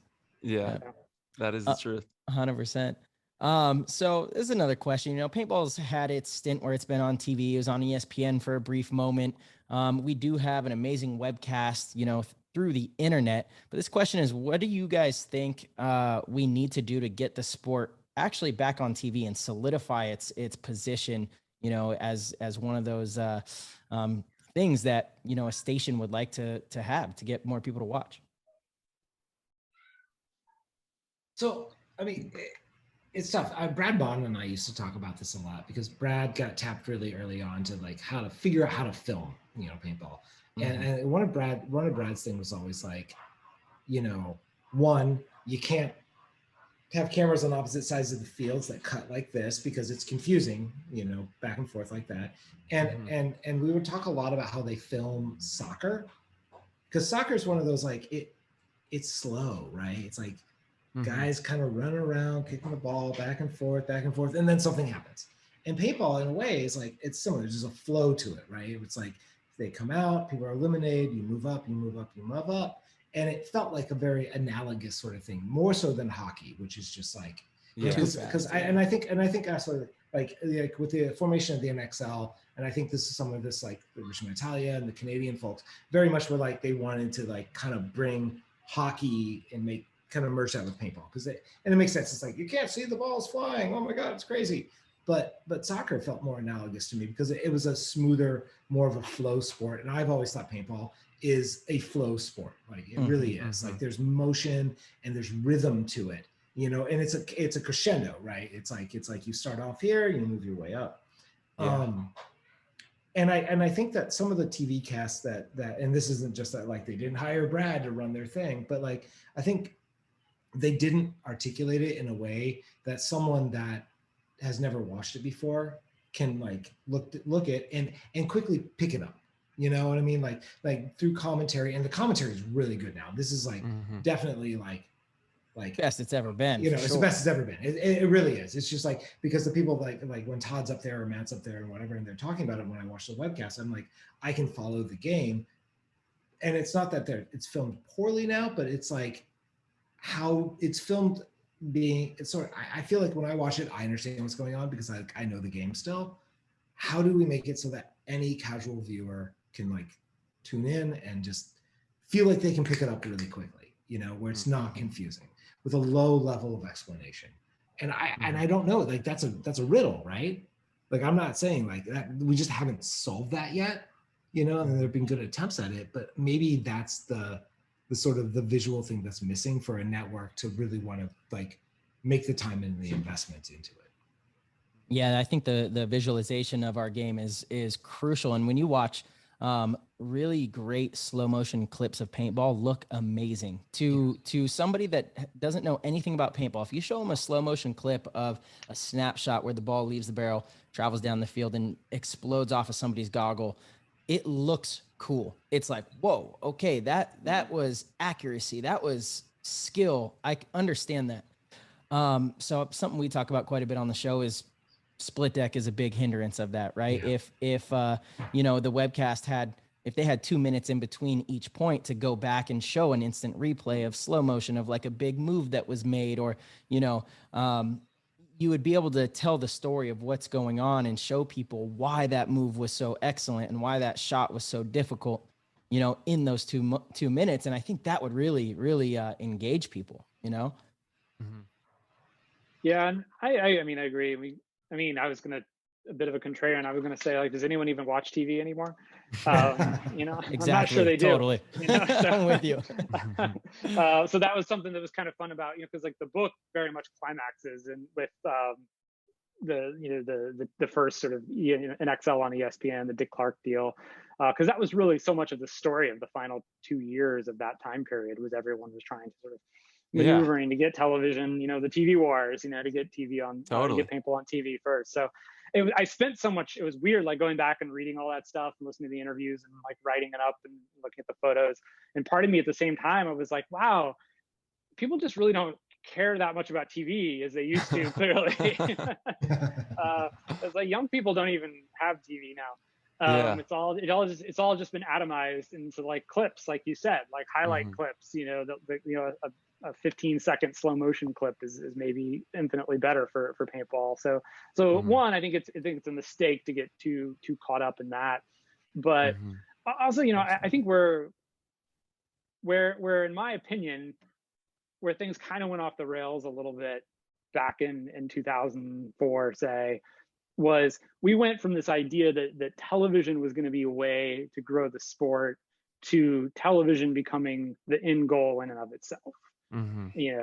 And ultimately, regardless of what you have, whether it's a magazine or a television show or a podcast, like your goal has to just be introduce people to paintball, make them curious, and make them want to try playing.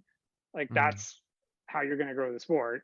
And then like the reality for them is when they actually do go and play for the first time, they have to have a good experience. And that was something that I don't think, certainly back then, I can't really speak to it now, but certainly back then there wasn't enough attention and support played to, how could these tournaments be a mechanism to grow local fields, and then how can the companies work with local fields to make sure that people are having a good experience when they go to those fields. And because at the end of the day, if you watch paintball on television or on Instagram and go play a couple weeks later and you have a bad time, it doesn't matter. And so it's really got to be like, you have to think through that entire chain of, one, how do you expose people to paintball? How do you make them curious and want to try it? And then how do you make sure they have a good experience when they actually go and play? And I think TV can do that, but at this point, I think there's so many other ways to do it as well, that I don't know. I don't know what the best answer is, but ultimately, like, that's a great answer. Yeah, that was a home run. The goal has to be get people to play. That's it. Yeah, 100%. Play the game. Play the game. 100%. Yeah, we circle around answering in a similar way all the time. Get people to see it and enjoy it, period. It doesn't have to be on TV. We don't have to be the NFL. We don't have to be the NBA. There's a ton of other very successful, look at video games.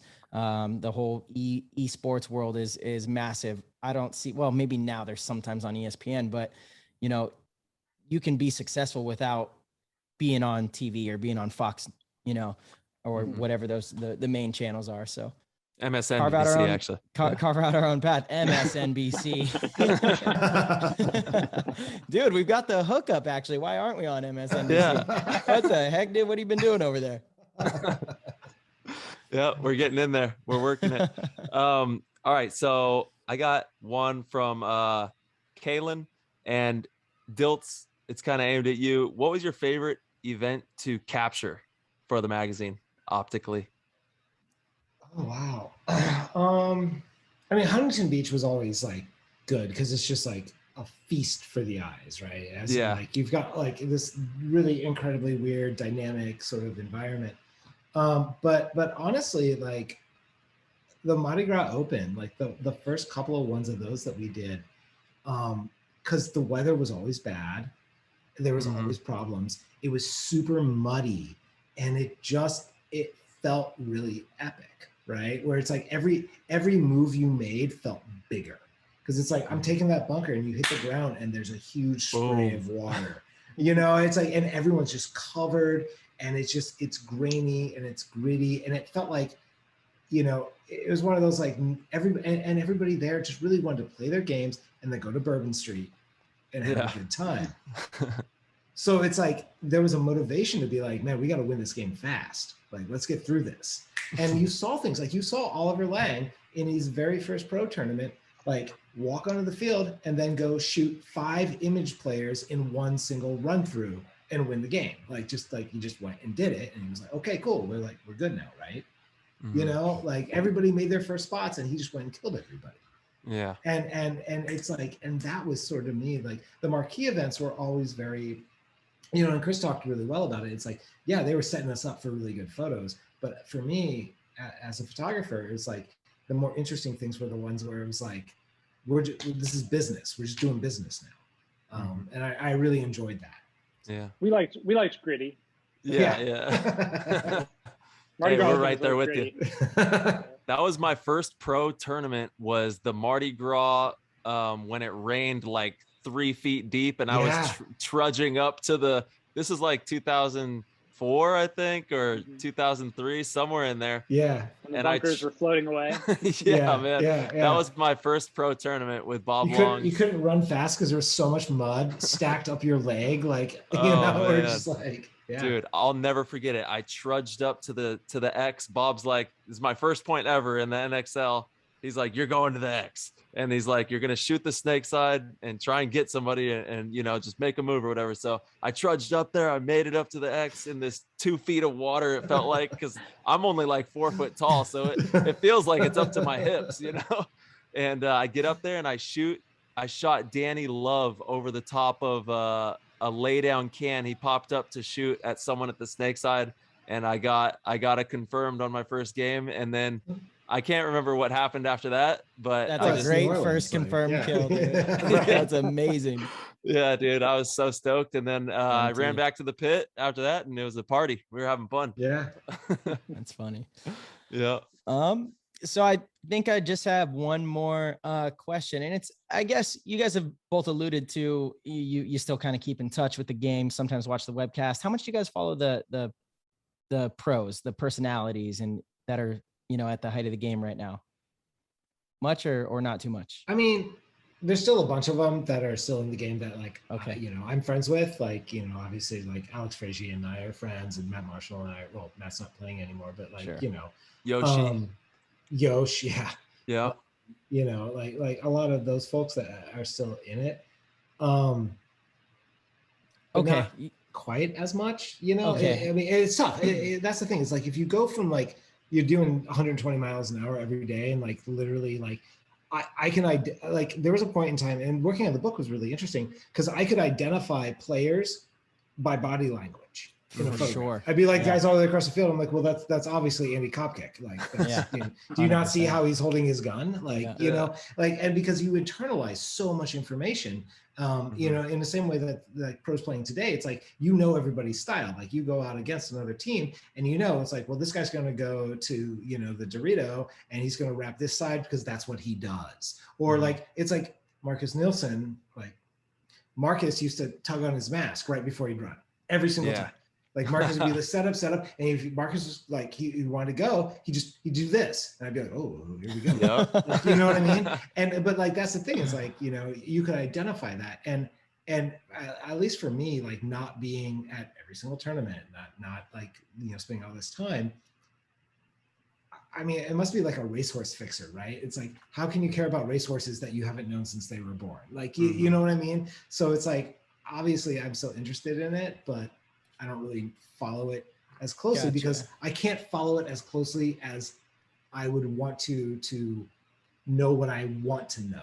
Does that make sense? It does, totally. So maybe you won't be able to answer the question. The question is, do you think paintball players today are less of a rock star than they used to be? And do you think we'll ever get back there, or do we need to get back there? Well, this is the Bob Long question, right? Like, you know, so there was this whole thing of like what Bobby had this thing, and you played for Bob, so you know. It was like people would always talk about, it's like, well, Bob's just making robots, man. He's just making robots. This is like early X-Ball, right? It's just like Bob gets out there and he's got his controller, and the guy goes here, and the guy goes there, and the guys go there, and so there are no rock stars, right? And this was like a thing we used to talk about the magazine about, like X-Ball, where it was like, well, how can you have a Roque Cagoni like just making some totally insane breakout move that changes the game when everything is so tightly built around plays and plans and movements, right? Where it's like, well, this guy goes here and then he shoots this way, and this guy goes here and does that. You don't have that freestyle, you know, sort of play that the Crystal Soyas, the Roque Cagones, these guys that like kind of built their sort of image on just like seeing the 3 dimensions and seeing the path that they have to take when the sport professionalizes to a point where like you run drills, you run moves, you have set plays, you do these things. It takes away from that. And so it's not that you don't have big personalities anymore. It's that you don't have wild cards in the way that you used to. And again, like I will tap out at like 2005, 2006, but like in my experience, and I have been to tournaments since then. I've covered some tournaments since then every once in a while. That was sort of my sense, was we formalized the game in a way that we have better athletes that are better trained and are probably better at playing, but they play within a tighter parameter than they did in say like 2001, 2002. Totally. That's why I'm like, let's play some 10-man. Let's liven it back and up. maybe this is why 10-man and so these throwbacks are coming back, is because it's more creative in a way. Yeah, and they both, like you said, they both hold different water and they're both valid. But it is very exciting in a 10-man game to see that one guy, get that hair up his ass and start running down the field and just taking teams out off of the read, off of the fly with the creativity. And that's, it is still alive in the pro circuit today. You still get that creativity and that wild style. It is different. It's 5-man. It's, there's, instead of 20 players on the field, we got 10. So it does tighten it a little bit more in that regard as well. Yeah, that's really good. Phenomenal insights from both of you, man. I'm just through the roof. Thank you guys so much for everything that you guys do. I mean, you guys are still a huge part of the paintball fabric. We're so honored to have these amazing, famous books. And I know that we're going to cherish them. And so many people out there are going to cherish these forever. So it's outstanding, man, what you guys created. I'm just sad. We were talking about magazines. I'm just sad that I never had the forethought to think that I would be so sad that I never saved all my old magazines. Like I have like 2 or 3. It's so embarrassing, but we got this, and this is going to stay with me forever. Seriously, this is the best thing. Thank you guys so much. I truly appreciate it. Yeah, from the paintball world as a whole, that's from all the players out there. I know we speak on behalf of everybody. It's a home run, and if you're lucky enough to get your hands on one, definitely check it out. They're going to be firing up the press and getting a bunch of no, I'm just joking. But I guarantee, man, there's people out there that would definitely nab them up if you did that in the future. And thank you both, Chris's, the amazing Chris's, for stopping by PTG World and having some fun with us here.